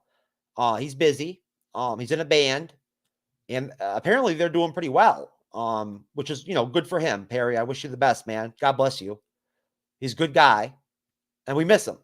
We do. Me and Cyber miss him. He was a big part of the team there for a long time in the beginning, and hopefully he'll come around again sometime soon in the future so we can have him back. But basically, as I prepare here for Gunnar to come on. Y'all tell anybody I kill you! Peanut butter and cracks me. He kicked his habit back in the joint, now he's back on point. He's finally home, he's Tyrone. Hell yes. That's how you know that it's the Bleeding Edge. Because at the end of the day, there's no other freaking MCU shows out there that I know of that would play anything like that, for one thing. And on top of that, where people actually laugh out loud on the show and have a good time, and crack jokes and shit and bust balls, and get after it. We're certainly not for kids, but this is a little change of pace. Before we get Gunnar on here, I'm going to switch over and do some screen sharing just to show off my technological abilities. And why don't we go ahead and watch some Onset, baby? Some Band Maid. That's right, that poster behind me.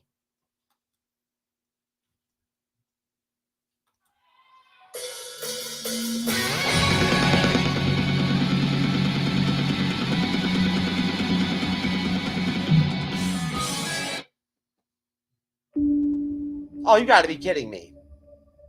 Isn't that embarrassing?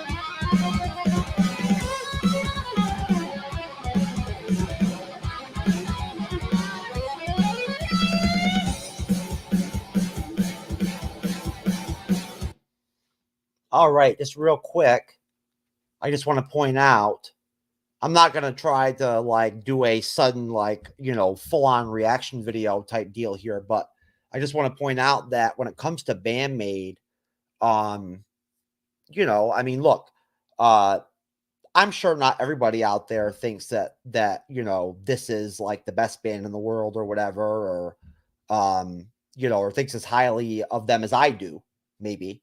And I understand that, and that's totally understandable. Everybody has different tastes, but as far as I'm concerned, and listen, I'm not a musically knowledgeable person. I'm not musically talented. I'm not, I'm an amateur when it comes to like, reacting to these songs and videos and stuff. I don't know all the lingo, I don't know anything about playing an instrument, but for me, I think that I run out of things to say about Band Maid, about like positive things and things about Band Maid that I enjoy, that I like, that I'm impressed by, that I respect, that I find unique.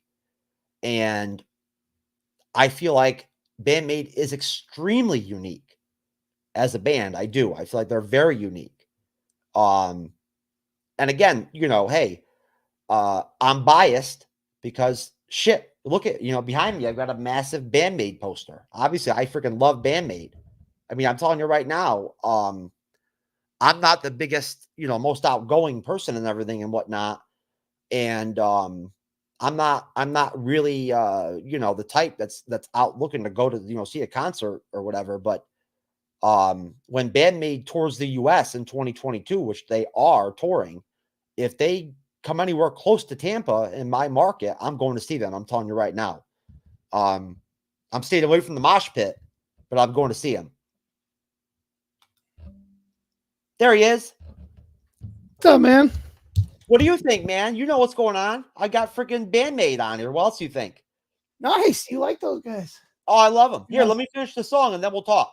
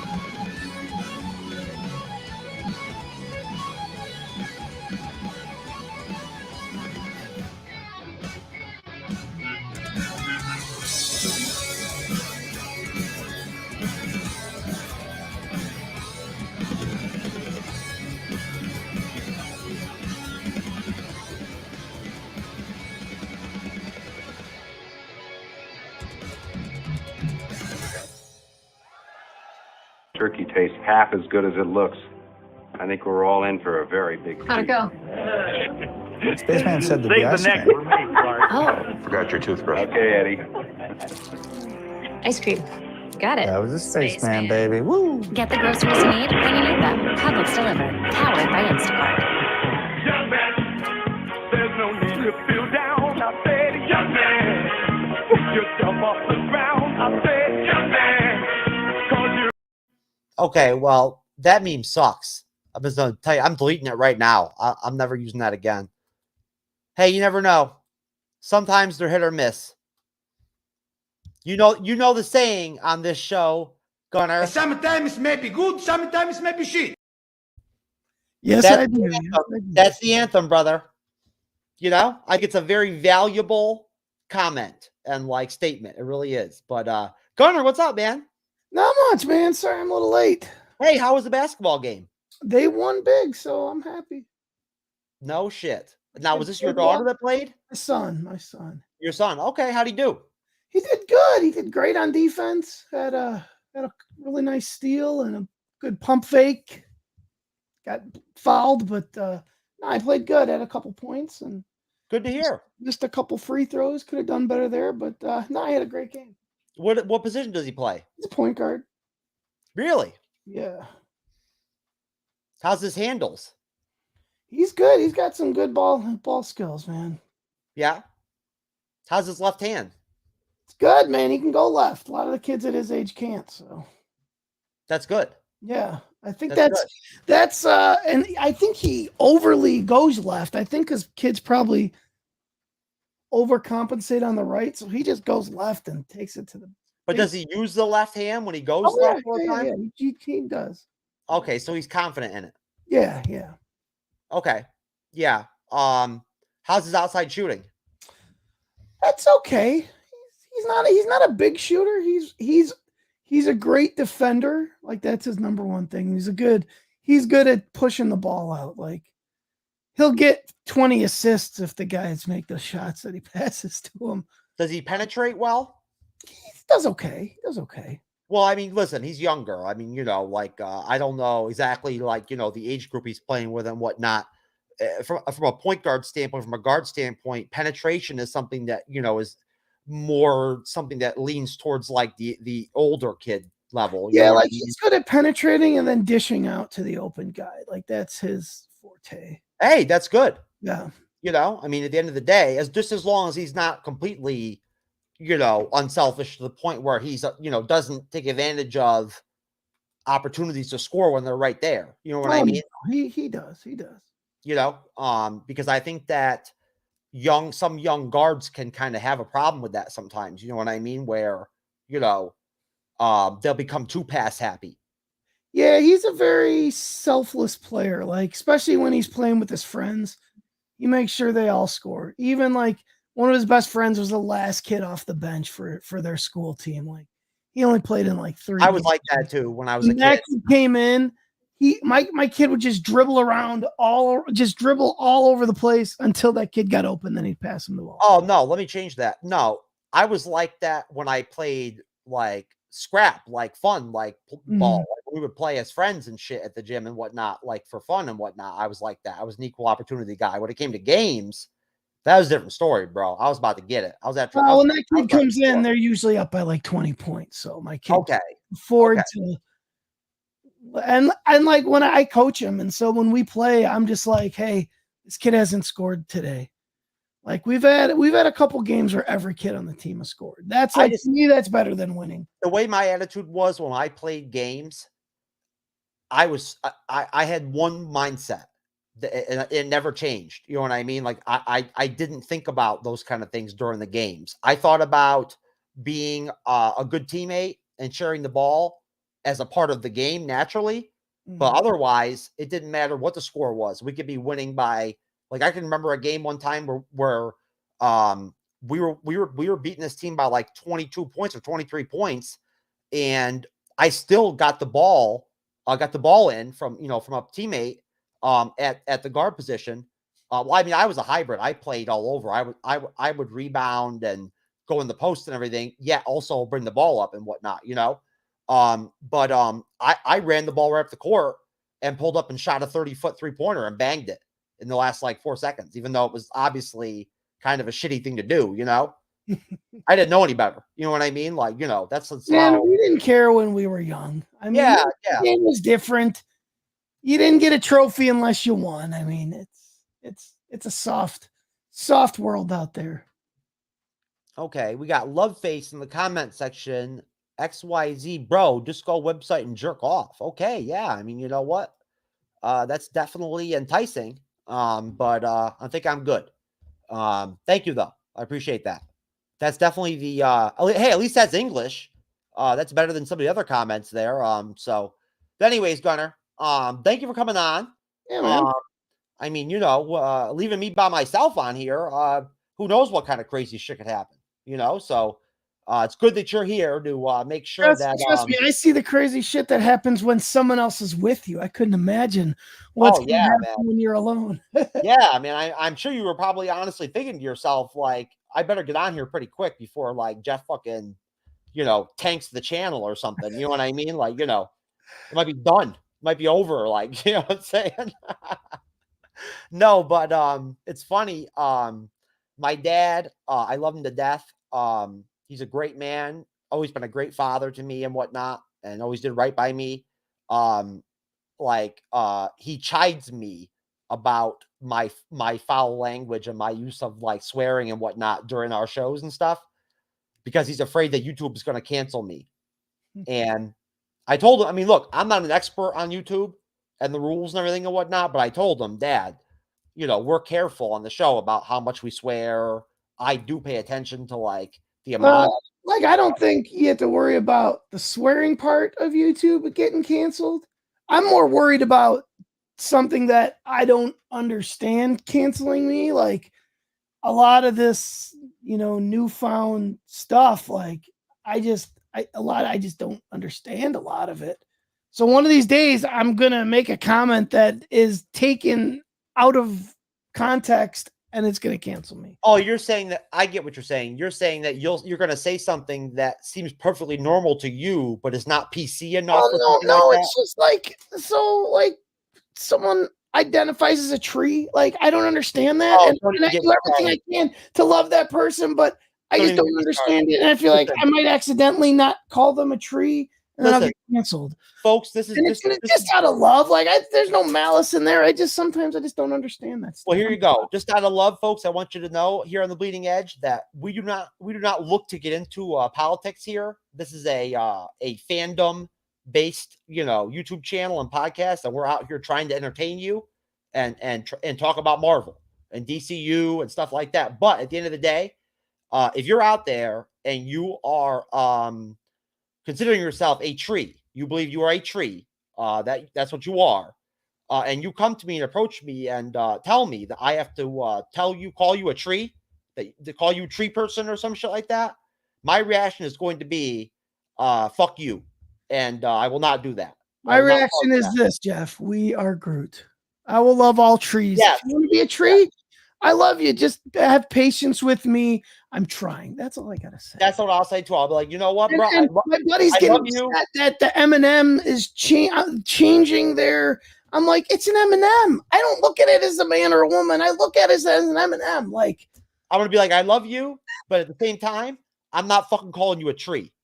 Just so we're clear, I'm not doing it. So, like, you know, if you want to find some other asshole that'll call you tree, that's fine. But I'm not calling you tree person.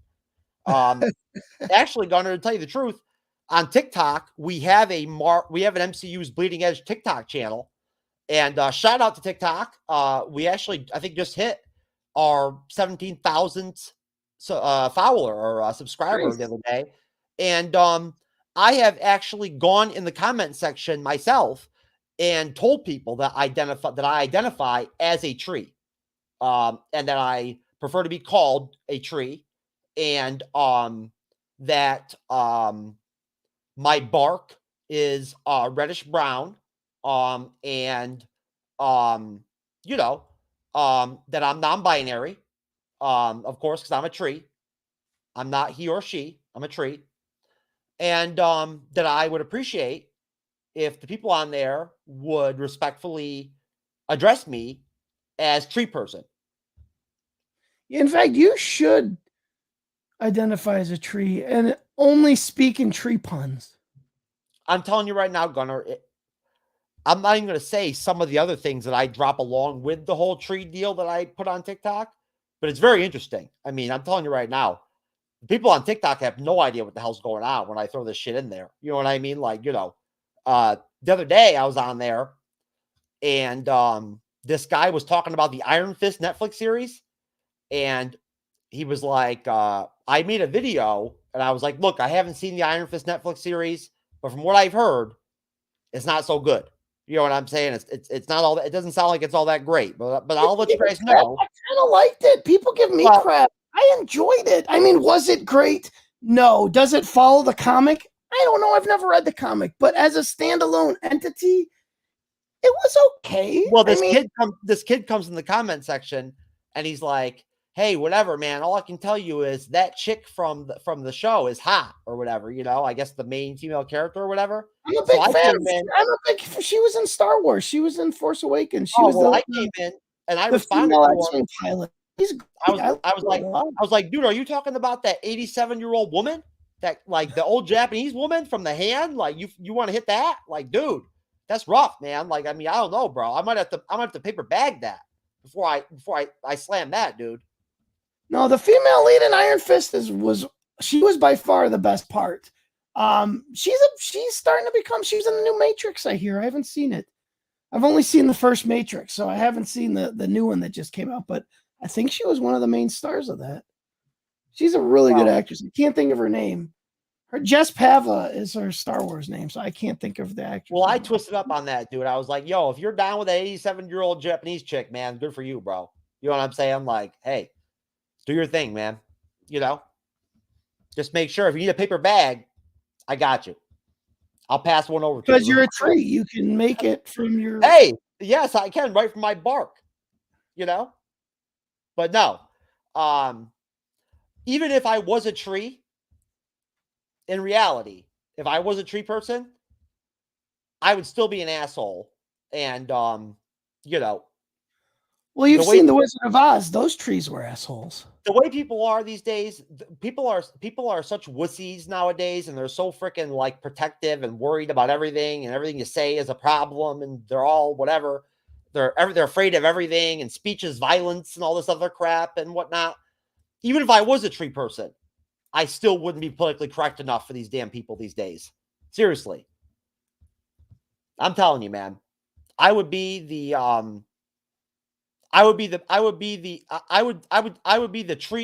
only tree person that would rock a Trump hat as a tree. I would, most definitely. You know, but so anyway. Marvel's pretty awesome, isn't it? How about that Moon Knight trailer this week? Looks awesome. Man. Oh man, are you kidding me? Jeez, the Moon Knight trailer. We just got done talking about Moon Knight right before you came on. That was the last discussion that we were having right before you came on. Hello, and welcome to Staying Awake. I have a sleeping disorder. I can't tell the difference between my waking life and dreams. Hello, and welcome to Staying Awake.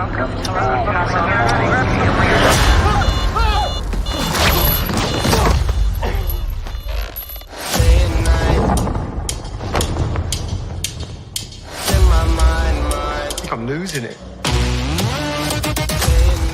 Real catch you on. You're bloody useless, Stevie. Stephen.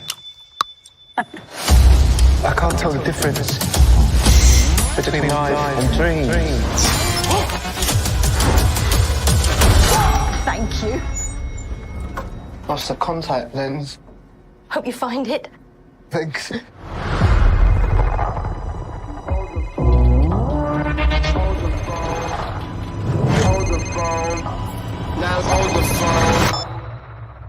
Yeah. Oh my God, you're alive. What's wrong with you, Mark?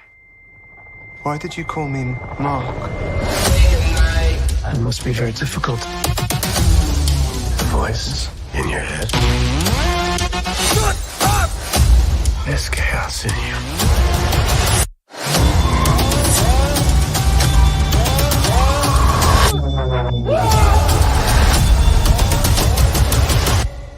Embrace the chaos.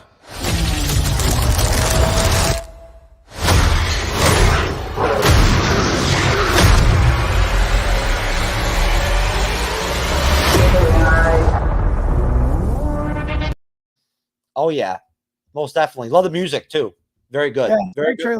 trailer. Really fits the trailer.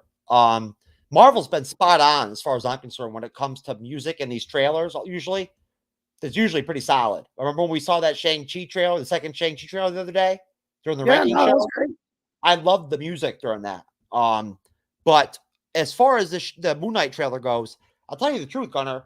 I really got to sit down privately in my own time and slow motion it because there's so much going on there that's probably the fourth time I've watched it, and I'm seeing new things every time. You know what I'm saying? In terms of like actually recognizing them as what they are, or at least like what I think they are. And I've already picked up at this point that he's using at least 3 different accents amongst his different personalities. They do have different accents. You can tell there's a difference in how he talks in his different personas. And on the elevator, when he drops and gets scared and says he's looking for his contact lens with the older woman or whatever, what he sees is Khonshu, the Egyptian moon god. That's what he's afraid of, is that he actually visualizes Khonshu. Whether he's really there or not, I don't know how that all works and everything, you know.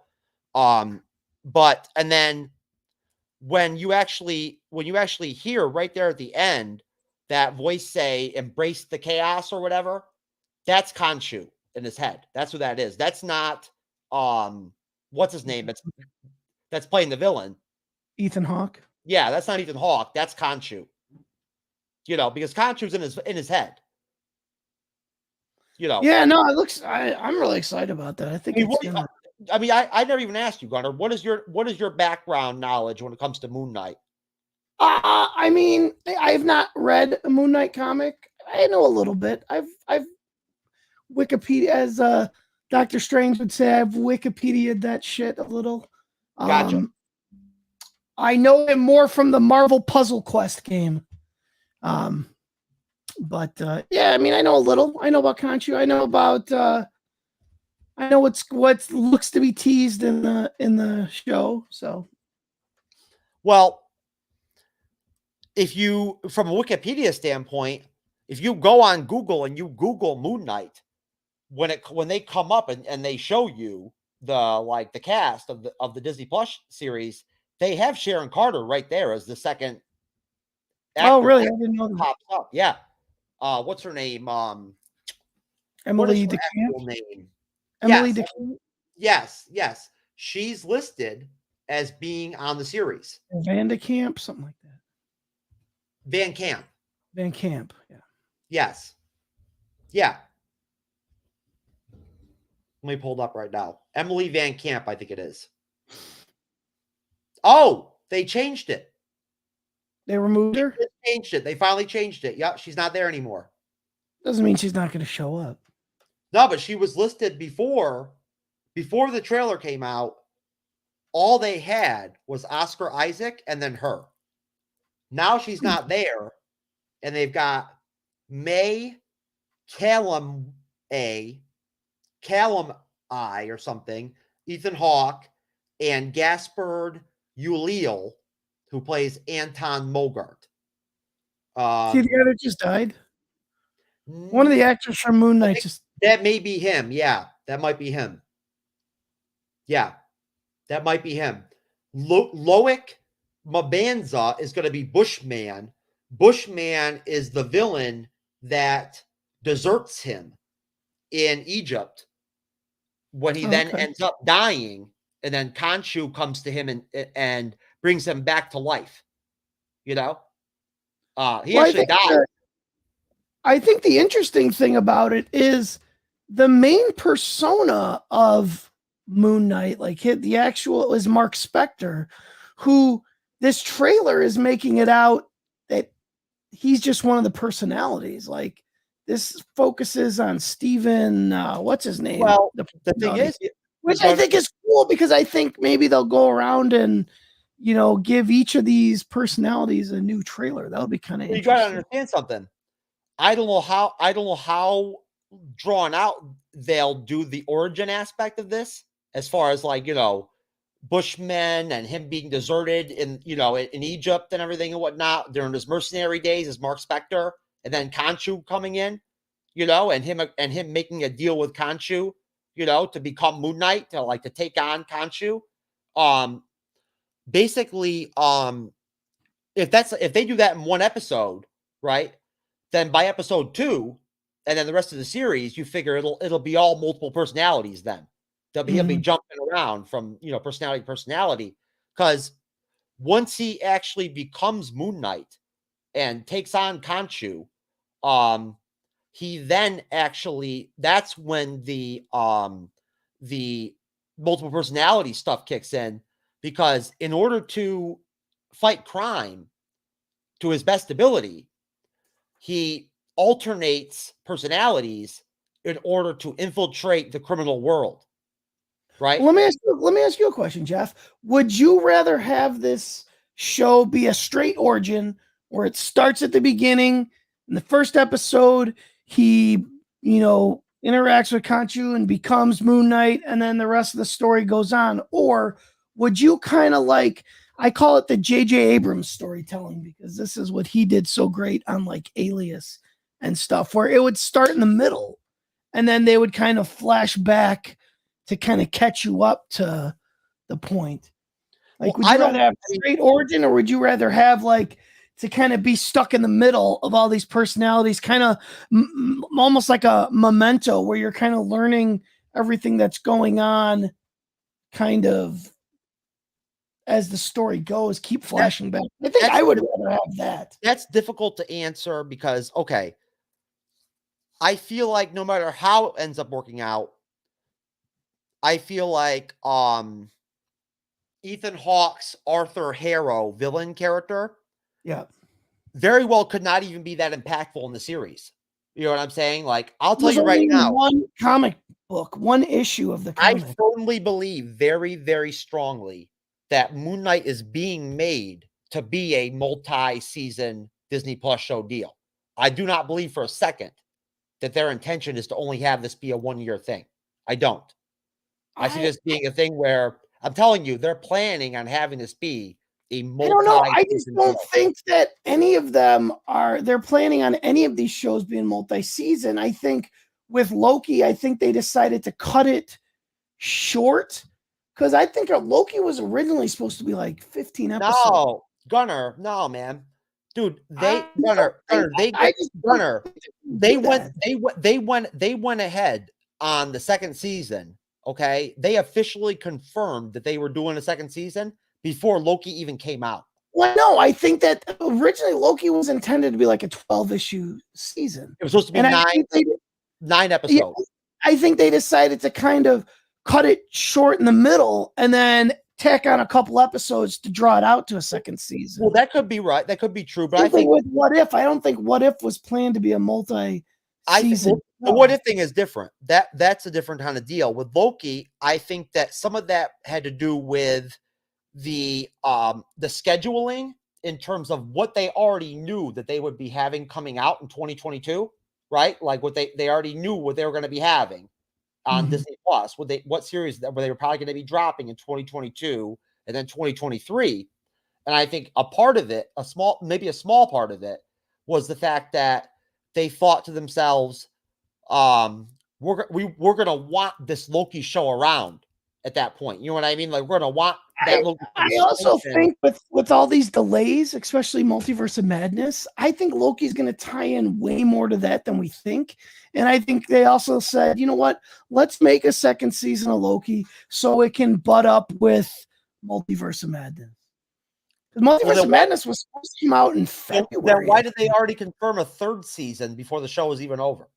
I haven't heard that. So if that's the case, then maybe they have. They've already guaranteed 3 seasons. Okay, I heard that. Yes. Hey, listen, brother. This is what I do. I'm the MCU's Bleeding Edge, man. Like, somebody's got to do this shit. I do it, man. You know what I mean? Like, you know, I'm on the wires every day, brother. I try to be there to know what's going on. But yeah, man. Before the show was even over, before the series was finished, they confirmed a third season. They should be filming the second season right now. They should be right now making the second season.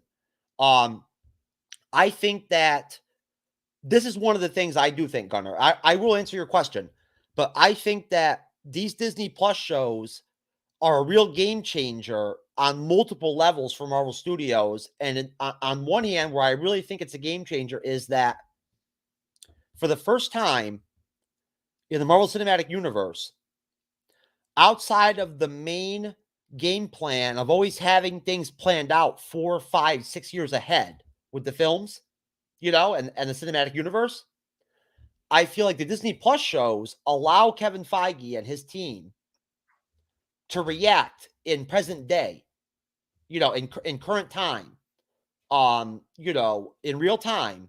They can react to the fandom.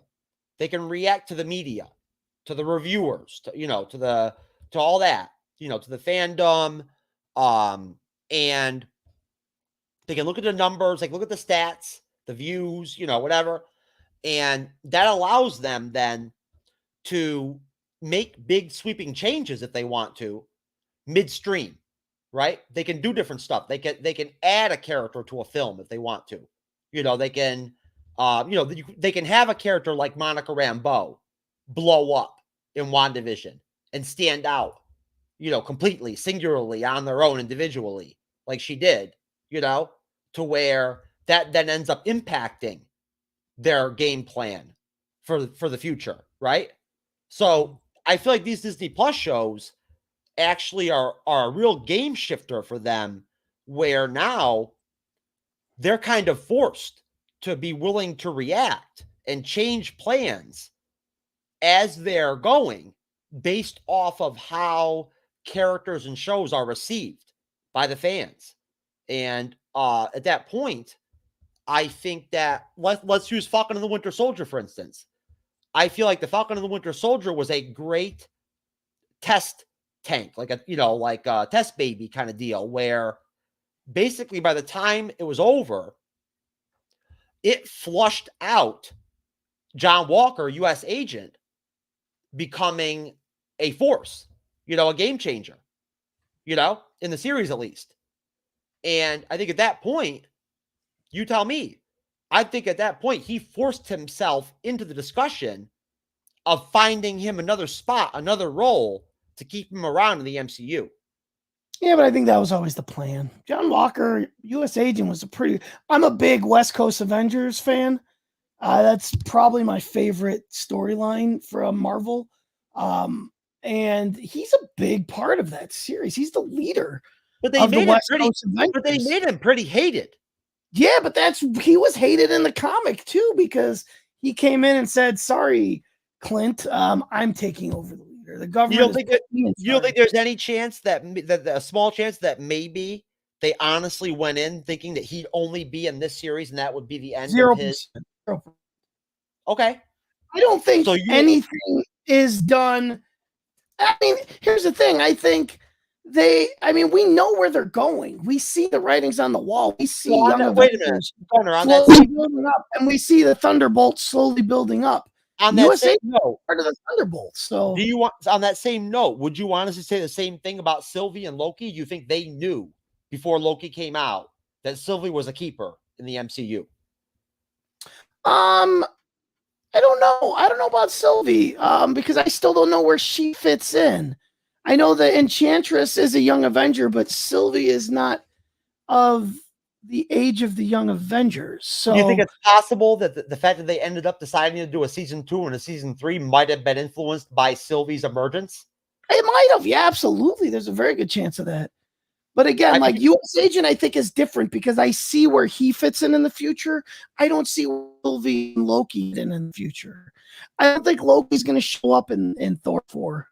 I don't see that. I see Loki and Thor's arc finished, and now Loki's got his whole thing here, and Thor's doing his thing. I just don't see that happening. Brother, Taika Waititi already came out and said that Loki's going to be in Thor 4. Yeah, but Taika Waititi didn't say that. Someone said no. Taika Waititi said it. Taika Waititi said that. Well, no, he said it. I'll believe it when you're going to see Loki. He said. I'll tell you what, Jeff. I have been duped so many times by these websites and their sources that I'm over. And luckily for me, I have not gone out and quoted them. But I mean, man, when WandaVision was out, every week there was, oh man, the Magneto, and there's pictures of Magneto, and they would make these trailers that look so good. In this one situation though, with Loki and with Thor 4, you already know, and I know we're on the same page with this. You know they've tied Thor and Loki all throughout the entire Marvel Cinematic Universe. So at that point, if you had to guess heads or up or down on whether or not Loki will pop up in it, it just makes sense. I would say no. His arc with Thor is done. There's nothing. If he comes back, it's unless they do it good. I got faith in Taika. Taika's great. I love everything he does. But you got to remember, maybe I'll have faith in that. But if they just throw him in just to throw him in, that's stupid. Even though he's a variant of the original branch Loki, he still loves Thor. That's still his brother. Yeah, I know, but there's so much more of a story to tell. I mean, I don't think you need Loki in the story. No, I don't think you do either. I mean, this is about the reemergence of Jane Foster as Thor, and you got Gore the God Butcher trying to wipe out the gods, which I think is how it's going to tie in with Guardians of the Galaxy, because, you know, I mean, Peter Quill's kind of a god as well. I mean, he's part, what is he, an eternal celestial? I don't know what. I think Ego is a celestial, right? He's like a half celestial kind of. So yeah, I mean, is Gore going to be after Peter Quill? I mean, I would much rather, and maybe that's how Loki comes in. Maybe Loki comes in. What I would much rather see, as opposed to Loki being forced into this series, give me a Beta Ray Bill any day. They have teased the crap out of Beta Ray Bill so many times. I think it would be interesting to see how they would fit Loki into Thor 4. I think that would be fun to see how they would make it work. Like how he would find his way into that storyline. You see what I'm saying? Like, if anyone could do it, Taika can do it. Well, I do think right now, well, I will say this. I think there's a better chance you'll see Loki and Doctor Strange 2 than Thor 4. Oh, yeah. That makes way more sense, I think. I do. Which is why I think that they put that second season of Loki. I don't know. They did a great job with the way that they wrapped up Loki, because I don't have a damn idea where they're going to go with season 2. I don't have a clue. Yeah, I agree. You know what I mean? Like, that's what I said. Like, I don't know where Sylvie or Loki's going to go after this. But you know what? After Soldier, I know exactly where U.S. Agent's going. After WandaVision, I know exactly where Monica Rambeau's going. Like, you can see these smaller characters and where they have plans for them. But yeah, Loki and Sylvie, I have no idea. And I think that's part of what made Loki so great. Well, let me just tell you something right now, Gunnar, and folks out there. And let me just really quick just shout out all of you awesome people out there. I'm not even going to call you fans. I'm going to call you people, because you're my friends. You're my friends. You're my fellow members of the fandom and whatnot.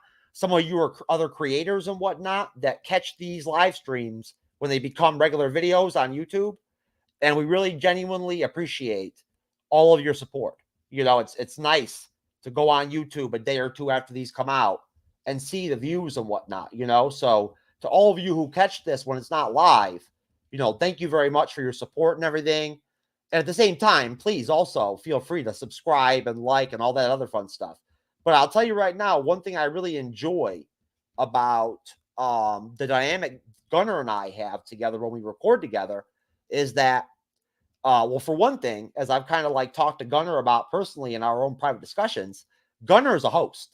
Like that's what he knows. That's his roots, is hosting. And honestly, it's been interesting watching Gunnar do the guest deal, you know, like, and kind of sort of feel his way out with it and whatnot. Because Gunnar, before you came on the Bleeding Edge, had you really done much guesting? I've done a little bit. I mean, I've worked in radio where I wasn't the host, but yeah, no, I know what you're saying. I generally tend to host. Your natural tendency is to approach the, you know, content creation as a moderator, as a host. And honestly, man, Gunnar's got a lot more experience with podcasting and content creation than I do. That is a fact, straight up. And I respect that. I do. And at the end of the day, I find it to be a compliment to me as a less experienced moderator and content creator that Gunnar is even willing to come on my show, our show, with Cyber and everybody, and join me as a guest and be willing to, you know, to take a back seat, you know, and of course he knows he can come on here and say what he wants and talk as much as he wants and everything and whatnot, because we're friends. And that's the kind of show we have on the Bleeding Edge, you know. I mean, it's not about one person on here, you know, it's about the team. And, you know, it's about, you know, the dynamic, and it's about the chemistry. It's about the friendships and the relationships. That's the nitty gritty. That's the behind the scenes stuff that you folks don't see, is that outside of the show, we all love each other. We're all friends. We all enjoy each other. You know, and except for Gunnar. Gunnar secretly hates me, but like, you know, no, I'm just kidding. But no, I mean, honestly, Gunnar, I mean, again, like I said to you the other day, I hope you literally don't think I'm gaslighting you when I say that, like, dude, I respect the fuck out of how how you've literally evolved your guest game. Like over time, I've watched you do it. I appreciate that, man. I mean, honestly, dude, that shows a lot. That shows a humbleness about you.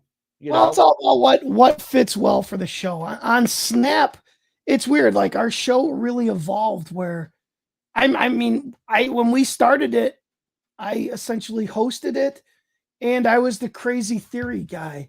And for our second episode, Chris was like, hey, why don't you let me kind of host it and then you be the crazy theory guy? And I think the show just kind of went off. Like, I think that's like with him and I, that's how we fit well together, with me taking that back seat. So I think it's the same thing here with you. Like, and the last show you and I did when we were doing our top 10 2021 series, you took a back seat in that episode. You? Yeah. Oh, yeah. Yeah, and I love it. Your last show that we did together. Oh, we had Alexis moderate? Alexis was fantastic. Oh, and yeah, you know what? She brought to the show, what she brought out of you from the show, I thought was great. It was just a different feel for the show. And we did two shows, one where you still kind of host and the second one where she hosted.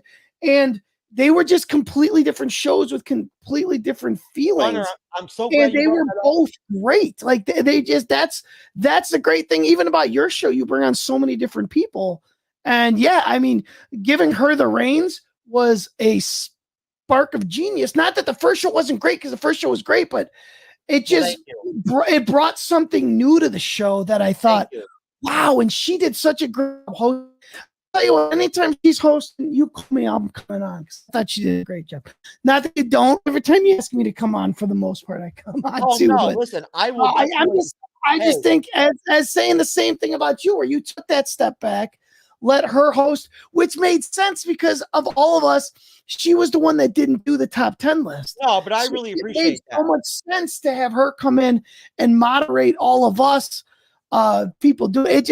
It was great. So for you, I'm blowing smoke for you now. And that was a great call. I don't know if it was your call or her call, but it was a great call. That's why I'm saying thank you very much for that, because that was my call. That was like one of those things where that day I just thought about it for a minute and I was like, you know what? It makes sense to just let Alexis moderate the show. Like that's just what makes sense.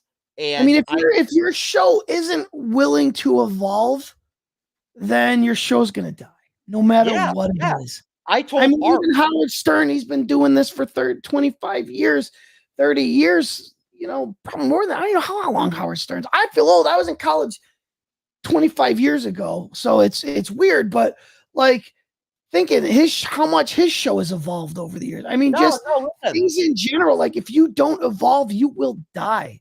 When I talked to Arch earlier on the phone today, right, we were having a private conversation and talking about the Podcast of Champions stuff and whatnot, because I go on over there, with them, and I'm kind of a quasi part of their team on the Podcast of Champions. I've been off the show for 5 weeks straight, and some of the people over there are starting to worry about me because I haven't been on. But for about 3 or 4 months up until that point, I was on every show every week. So I'm like a quasi member of the Podcast of Champions. I am. And I'm happy to be there. I'm proud to be a member. And I have a great time over there. That's why I've told you before, you should look into getting on there because they'd love to have you. Great group of creators. But no, I was talking to Arch and I said to him, I was like, Arch, man, shit. I wish when we had done the first part of that ranking, you had just told me on the phone or whatever, called me before the show and been like, hey, man, listen, why don't you let me and Alexis moderate the show? And you just go on the panel. That'll be a better fit for the show, because I never even thought about it. You know what I mean? But no, I really appreciate the compliment. And yes, I did on my own approach Alexis about moderating that show for that second part of the ranking. And on her part, she was very appreciative. She was very personally appreciative for the chance to moderate, because over on Religion Broadcasting Network, she's a straight guest. That's all she does is guest. They do a trivia show over there, and she co-hosts the trivia show, but it's only like once every month or something. It's fun. I've done it. It's fun. I mean, I like trivia. I do. It just depends on what they're doing. Sometimes they do stuff that's not really up my alley. You know what I mean? You don't rocket French trivia, Jeff. I don't believe that. They did. No, I mean, they did Disney animated movies trivia a couple weeks ago. And I was like, no, I'm not doing that. I don't know enough about it. Before that, it was like classic video games trivia or whatever, and I don't know a lot about old school video games, so I felt like I was like, I don't think I'll be very good on it. Like if you're gonna suck on a trivia show, I don't want to look terrible at the end of it. You know what I mean? I want to look like. Yeah, I hear you, man. I do trivia nights. I love doing trivia nights. Oh, some of them are crazy, like no theme at all. Those are crazy because, dude, listen, I'll connect you with Alexis. And I'm sure they're always looking for people to come on and guest on the trivia shows. You know what? You know where I could be used most? You know what my dream job is? To write trivia contests. That's my calling. I want to be the guy that writes trivia questions for game shows. How do I get that job? Well, I want to be the assistant coach of the female members of the Young Avengers, so I can groom them into the Avengers and Young Avengers and whatnot, But in my own way. Yeah, just the females. So I can, help them evolve their game. You know what I mean? As long as they're above 18, of course. But we'll leave it there with that. But Jeff, you couldn't handle any of those Young Avengers. You couldn't. Oh man, Bishop and Yelena would eat you. You're hurting me, man. You're hurting me, man. You don't think I can handle Kate Bishop? You don't think I can handle her? She's too sassy for you. Oh man. Jeez, Gunnar, you got me on that one, man. Damn. Anyways, but no. As far as your question when it comes to Moon Knight, I think that right now it's hard to really decipher how everything's going to play out in the series, but I do think there's a strong possibility that the villain in the series may not even be a very important character that's even really on screen very much. He may not be like a big deal. Really. Like the Dormammu from Doctor Strange, like one of those. Yes. I think it's going to be more of an internal struggle type of thing that's going to be centered around the main character. Now, do you think it's going to have much to do with the multiverse? No, not at all. Because I heard a theory. It's not mine, so don't blame me. But I was reading this theory where that these different personalities are going to be multiversal personas of Mark Spector. I don't, like I said, it's not mine. I just found it interesting. Khonshu is one of the elder gods. I know that. No, I know Khonshu, but that was one of the that they're unlocking this multiversal thing. I know it has nothing to do with the comic, but I found it an interesting theory.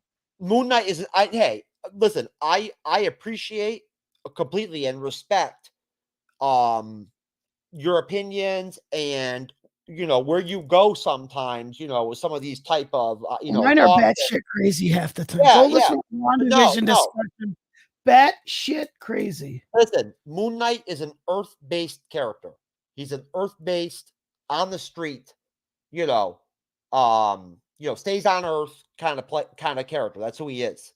He is literally a quasi Batman of the Marvel universe. That's what he is. Oh, he's definitely the Batman of the Marvel. Yeah, I mean, he's the type that wrestles with street level criminals, and mobsters and gangsters and stuff like that and everything. You know what and like. Oh, he's definitely like a daredevil. Yeah. He'll bump into more like secondary type characters as villains or like as superheroes, like he'll bump into a Punisher, but you're not going to see him, hanging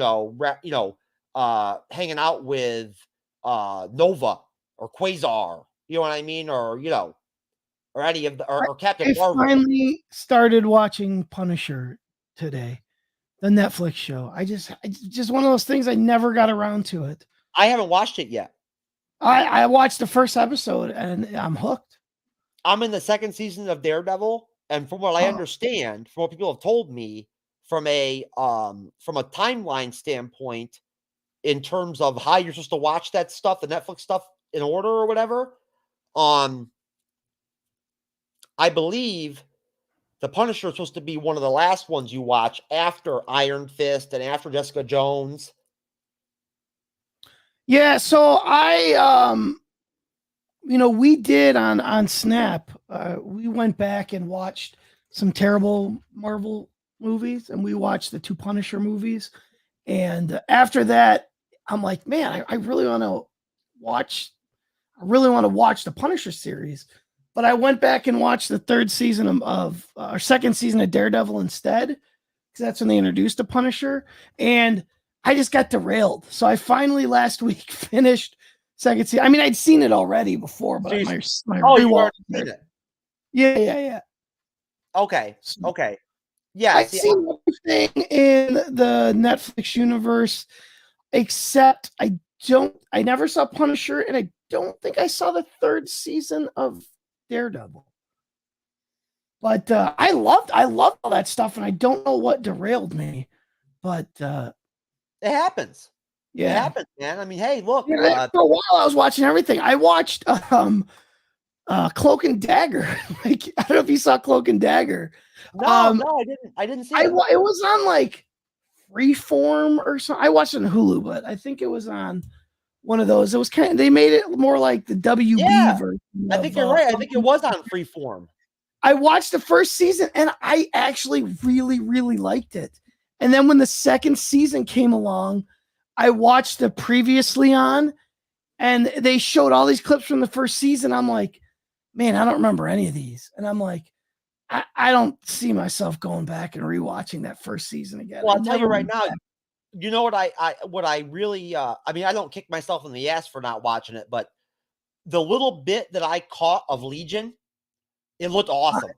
Yeah, I only saw like the first half of the 1st episode. I love Audrey Plaza, and she's in that.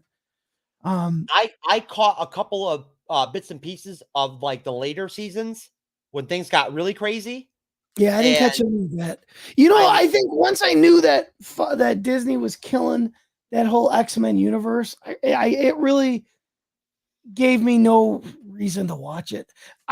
Although having said that, I watched New Mutants knowing that it had no value for anything else, Well, it doesn't affect anything, but look, still. Listen, I've got a list of stuff that I've got to watch, Marvel and non-Marvel. There's DC stuff I've got to watch too. And you watch Peacemaker? What's that? You watch Peacemaker? No, I have not watched it. Did they already do the 2nd episode? 4 episodes are out now. Really? I'll tell you what. You want a scoop? You want a scoop? Wait a minute. Did they drop the first 2 episodes at once? First 3 at once, and then the 4th one was this past. What? Oh shit! Here's a scoop on my Marvel show, Snap. We're gonna take a time out and talk about Peacemaker. It is so effing good. I can't believe you guys haven't brought me back on in all this time, man. Jeez, I'm such a good damn guest. It is so well. You want to wake up at like 7 a.m. on a Sunday morning?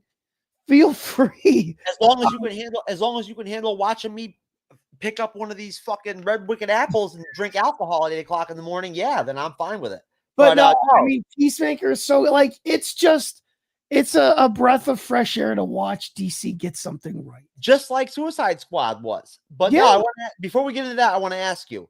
Yeah, I want to get your rating. How did I do as a guest on your show? You were great. On my show, you were great. No problems. No, you didn't say anything crazy. You didn't like entice. Did I keep myself like to myself and let you guys do your thing? And no, you were fine. You met Chris's very, very high standards. I did? You did. So good. I was wondering. I knew I did. Well, let me just tell this. When I told him I was having you on, because he didn't know you, I said, look, Chris, I will I will give you the cord. Meaning, if we record this and at the end you're like, that guy's effing nuts, I won't air the show. I will come up an excuse and I won't air the show. And we did not pull the plug. We aired the show. So that should say something right off the bat. Did he actually reinforce you and say you did a good job bringing me on? Yeah, man, he enjoyed you. I would hope so. Him and I had a great time together. Good luck getting him on. He's a hard guy to book, but hey, either way, I enjoyed my time with him. It was fun. You know, he has a baby. He's got a no, I know, but I can tell several-month-old baby. He's the type that drops nuggets here and there that get me going, you know, that connect to things I think and like where I'm at, to where like it was on the show, you know, he drives me into wanting to like talk about certain things. You know what I'm saying? Mm-hmm. Yeah, you do the same thing, but I'd only ever been exposed to him in that one instance. So, you know, it being a new person, you know, like I said, overall, I really enjoyed my time on you guys' show. And I mean, I don't know.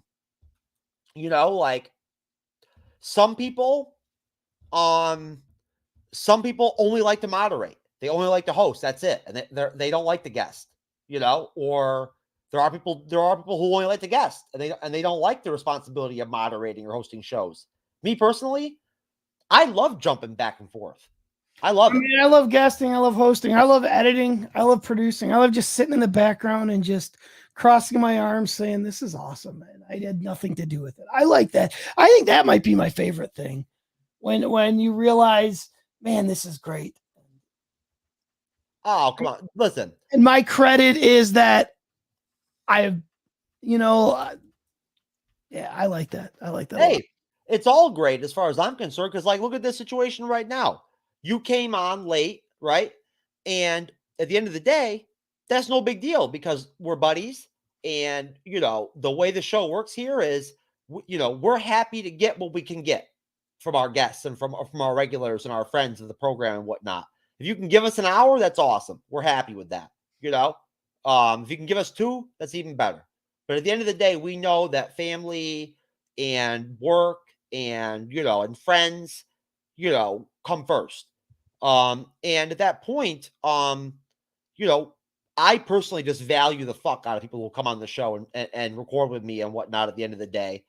And, you know, we're starting to, you know, these Friday, Sunday live streams are new for us, for me. You know, I just started doing them in the last couple of weeks, and I'm just starting to kind of try to advertise and promote them to try to kind of like drive up the kind of, you know, the audience for the streams and whatnot. And so for right now, you know, we're working with some small audiences and stuff like that on these Friday, Sunday shows and everything. And so it's a great time right now to build something, you know what I mean, for us, you know. Mm-hmm. We're venturing out, you know, and we're adding more content and whatnot, adding more shows. And you know, this groundwork right now, Gunnar, is critical because you know, what we put out right now, you know, what I'm able to put together with these shows is critical. I mean, it's important. You know, it's drawing people in right now is critical. And at the end of the day, I mean, there's multiple things about you that I think are great in terms of, you know, your guest ability and as well as a host. But overall, what I love about you, just like I do Arch, just like I do Lord Deathman, is that understanding and that shared passion for making the content, you know, for talking the talk, for having these discussions, for having these conversations, you know, enjoying that the way you do, the way I know you do. You know, it's one of those things where I know if it was up to you, you'd be recording. I mean, hey, you're the guy that records for 16 hours straight, you know, and shit like that. So at the end of the day, bottom line, my only point basically was just that. It's nice to have that shared understanding where we both just love to record and talk about Marvel and talk about the MCU. And as far as Peacemaker goes, and going back to like the Suicide Squad film, I don't know, man. I'm not a huge DCU person. I'm not super DC knowledgeable. I never read a lot of DC. Yeah, I'm not either. I'm not either. But I thought that Suicide Squad was excellent. Excellent. And you'll love Peacemaker. Oh, listen, the trailer was great. How could you not love a series based on a character whose motto is I want peace and I don't care how many mother effers I have to kill to get it. Dude, in the trailer when he was like hugging that eagle and everything and whatnot and all that shit, and he was like, "Dad, take a picture." That might be the best hilarious CGI character I've ever seen. That eagle. Yeah, that was awesome, dude. And there's an opening scene about Aquaman having his way with fish at the aquarium that you can't help but just start dying laughing out loud. It's great. I'm telling you right now, man. If you want to hear some funny shit, you should check out the review of Suicide Squad on the podcast of Champions I did with them. Dude, I had the panel falling on the floor laughing at some of the crap I was throwing on that show, bro. Like, seriously. And, I wanted to also mention to you, too. You want to know what's fun? As far as guesting goes, you should just try doing shit like I do, one show, and just come out and go on some random show like I did on that Star Trek show I told you about, Trekker's Delight, with a bunch of random people I didn't know and everything. I went on there, dude, and I was so raw with my contributions to the show and everything and whatnot, that, dude, you should have seen the faces of these people. Like, they didn't know what to think, and it was fun, man. I enjoyed every second of it. And dude, it was funny too. It was funny to the point where their normal joke guy that normally injects the humor into the show and whatnot, at one point I said something and dropped a joke that blew him away to the point where he literally took his hat off, walked off screen and shit, and then came back and was like, he couldn't believe it. Because I topped him. Because I topped him and he knew it. Like, he knew that I was funnier than him. Good for you, man. No, it's fun, dude. You know what? Like, it was fun. I injected some energy into the show. And like Jermaine, the host, my boy, that brought me on over there, he said they all loved it at the end of the day. He said, yeah, they were a little bit surprised at the end of the day, like at first with some of the stuff I said. But when it was all said and done, the energy was fun. I made it, I brought a little bit more life to the show. But no, as far as the Suicide Squad film goes, I think that it's very, very interesting that it took DC and Warner Brothers to go out and find a Marvel Cinematic Universe director to come in and direct the film for them to then make a successful film.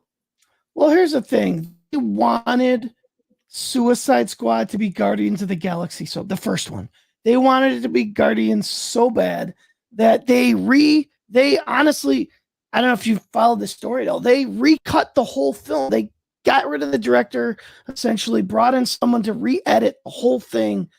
And not only did they tried to more overemphasize the music, they took songs that they cut out of Guardians of the Galaxy, stuck it in this movie. Spirit in the Sky. There was a big scene in the first Guardians that was cut to Spirit in the Sky.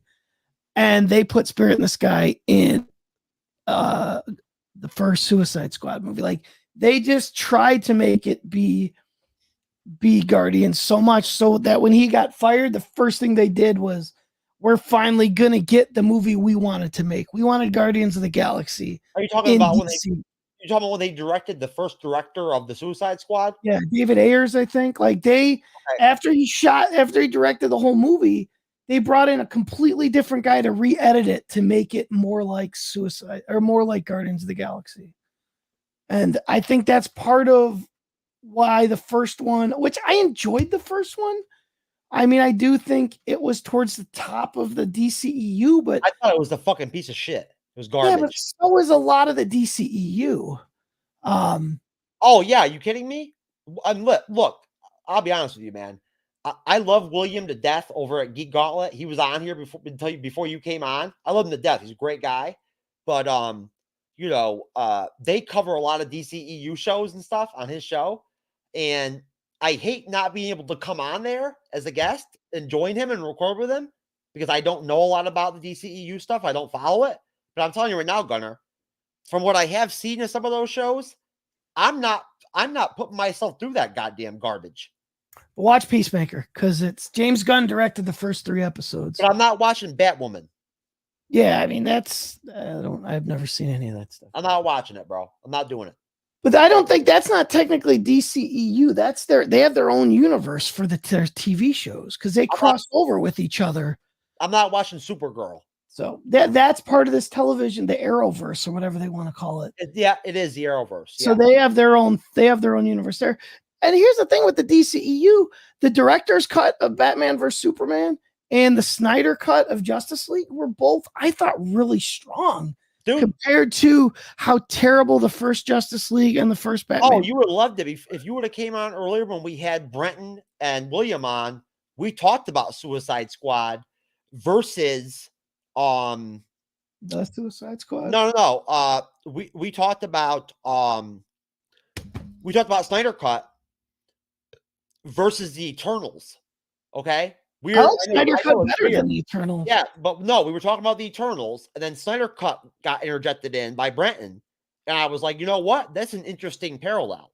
Like Snyder Cut demolishes the Eternals as far as how good it was compared to the Eternals, dude. I think so did Batman vs Superman, the director's cut. I thought the director's cut was pretty strong. I thought there was way too much stuff they left out. I didn't see the director's cut, and I think that the version I saw was better than the Eternals.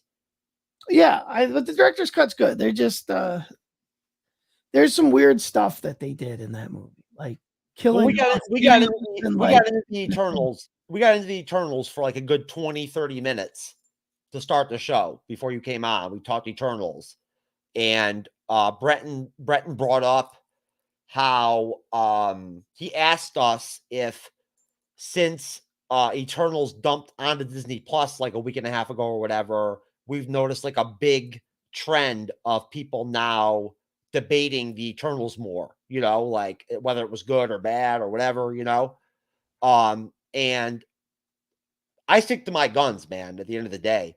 I haven't rewatched it since I saw it in the theater. We were going to cover it on the show, and Chris decided he didn't want to cover it. He watched it and didn't care for it. So we briefly mentioned it. This week we should have our Shang-Chi and Eternals show. It's in my pocket right now. I just took the memory card out so I can edit it. But we haven't released that. Show will be out early this week. But yeah, Chris just didn't want to. I think he's under the motto: if you can't say something nice, don't say anything at all. He didn't care for it. And like I said, I wanted to give it a second chance because I saw it the day it came out in the theater, and I haven't seen it since. And I tried watching one of those online, I watching those online breakdowns of it, and I'm like, man, I don't remember any of the thing they're talking about in this breakdown. So it just wasn't memorable to me either. But I'm gonna give it another chance eventually. I am gonna watch it. Did you hear about the 73% increase in Plan B that has been responsible by this guy TrueKnowledge? I don't know who he is, but just read that somewhere online. I can't remember where. Again, folks, just to be clear, as if I don't have to remind you, this is the Bleeding Edge, and here on the Bleeding Edge, we're not for kids. Praise the Lord, Jesus, in the name of the Lord. Amen. I'm going to sing Amazing Grace. How sweet the sound.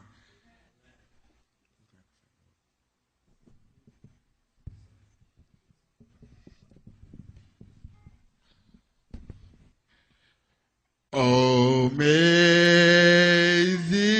grace. I want people to sing with me too. Amazing grace, how sweet the sound.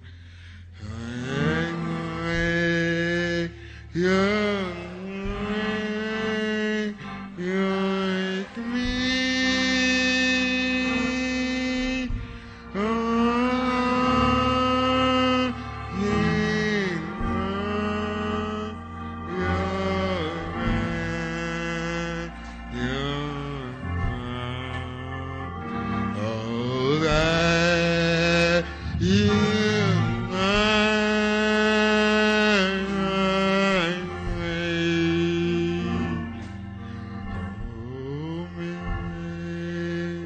Due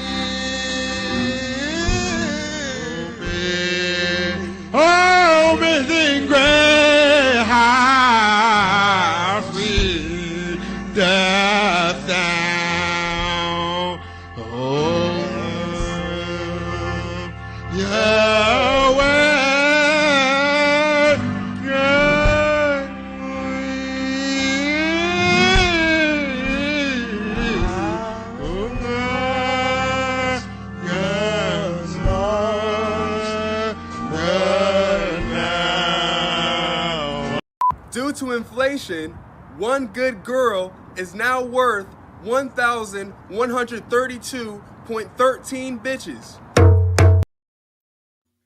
That's right, folks. And we're going to have both of those dudes on the Bleeding Edge as guests soon. By the way, I'm opening for that Amazing Grace guy. Oh, are you really? Nashville next weekend, yeah. Can you tell me what Yahweh means exactly? Is that a new word or? Well, Yahweh is actually the Hebrew pronunciation. Oh, that's right. Yes, that's right. I forgot that. Yeah. I know the trivia knowledge, man. So, yeah, I mean, hey, if you're opening up for that guy, man, then I can't even imagine what you're going to be bringing to the table. Because I mean, he's bringing it. I'll be singing Lionel Richie's "Hello," and then "Me Oh Whoa Fall," and Queen, another one, Bible. Dude, I'm telling you right now, classes. That video goes on for like another 2 or 3 minutes of that guy like just jibber jabbering and everything and whatnot.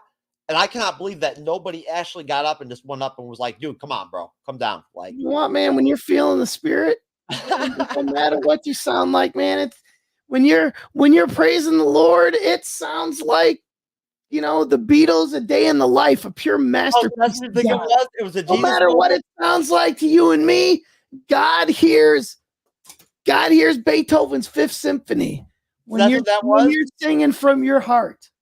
So that was like biblical nonsense that was like I mean, I don't know if he's singing in tongues. Maybe he's doing that, but I'm just saying, like, to us it sounds like that. To God, it sounds like the most beautiful song in the world. Okay, well, on that note, on crack, one of the two. I don't know. There we go. There we go, Gunnar. That sounds one of the two. I'm gonna go with the first one because it's a more positive spin on it. Well, I'll let you take the crack side. I just hope that like I've said before, when I get the inflation guy on, I hope he brings that drum. I want that drum brought with him because that shit is hot. But no, you need more djembe in your show. It's lacking in the djembe department. I talked to Cyber like 2 weeks ago. I found this psychic person on Facebook, and I wanted to bring the psychic on the Bleeding Edge, and Cyber was not too fond of it. So tell you what, man, when I worked in radio, we had Jorianne the coffee psychic on. She was amazing. I'm not even telling a joke. The stuff she said was like spot on. It was crazy. Well, this was like a cracked out, you know, like crazy psychic. That's what you would think if I told you, oh, Jeff, I'm bringing on the coffee psychic. She pours cream in coffee and she sees visions in it. You would think it's a cracked out person, right? She was not. I would bought everything she was selling, and she predicted some crazy stuff in my life. That stuff she said, I see you on a cruise. And I'm like, whatever. I've never been on a cruise. I'll probably never go on a cruise. Like 6 months later, my dad's like, oh, for Christmas, we're all going on a cruise. I'm like, did you talk to Jorianne, the coffee psychic? He's like, what? She was that good, man. Look up Jorianne, the coffee psychic in Chicago. She's great. So sometimes the crazier the psychic, the better they are. I'm not saying she's crazy, but the idea of someone being able to get visions from pouring cream in the coffee, it sounds nuts, but she was great. Well, listen, I believe you. And I'm telling you right now, everybody, I promise you, within the next month, I will land a psychic or a mystic or some kind of type person for the panel for the Bleeding Edge. And I will throw them right in with regular MCU guest type people on a show. What's Miss Cleo doing? You can't pull Miss Cleo? You got me?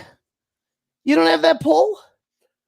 I mean, I've got some pull. You Just know, not a Miss Cleo pull? I've gotten to a point where I do very, very slightly, very occasionally, I do get recognized. People do like recognize who I am and stuff by name or whatever, you know, just because I've been making content long enough to where I'm out there publicly.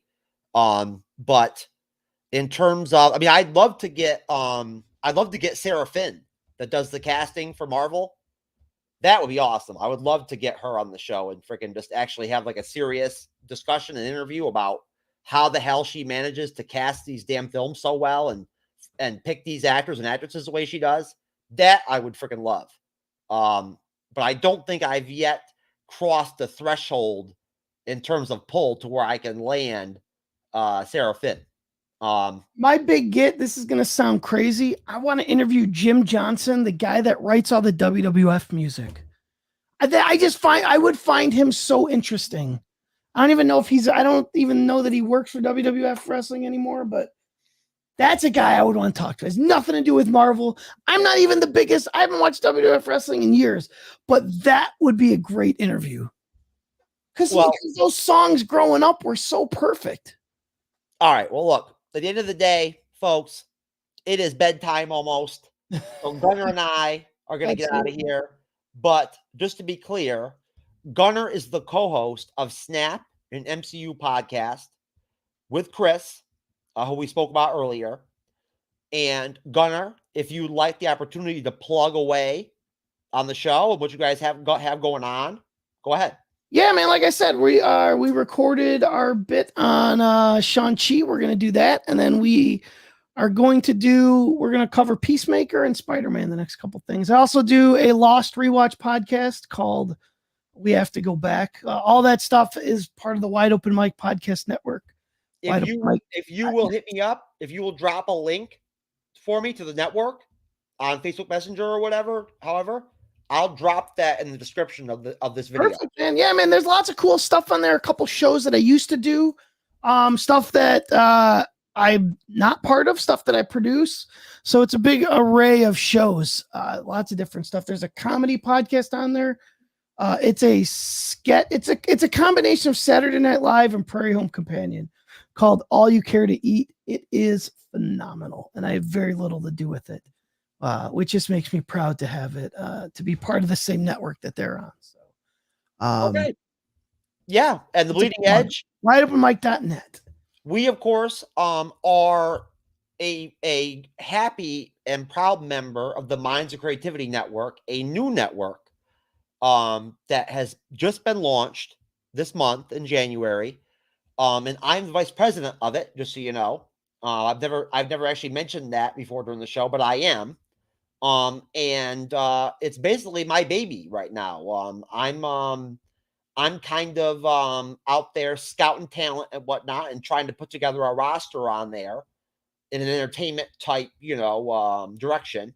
And I think that overall, over time, we're probably going to end up making some noise. But right now we're new. And myself and William from Geek Gauntlet and a couple other creators are basically carrying the network.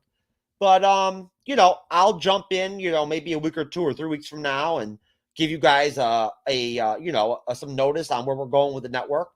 But overall, I want to again just thank everybody out there that supports the Bleeding Edge. And thank you very much to the family members and all of the people in the fandom that support us, all the guests that come on, all of our regulars, all the creators that come on, like Brenton earlier, that come on and bang with us and grind out content with us. Gunnar, thank you very much, brother, as always, for being spot on and having my back. You're a good man and a good content creator. And, I got hella love for you, man. I got mad respect. Thanks, man. Appreciate it. Right back at you. You know it, brother. You know it. And so anyways, beyond that, folks, I wish all of you a wonderful Monday. Hope you have a great day at work.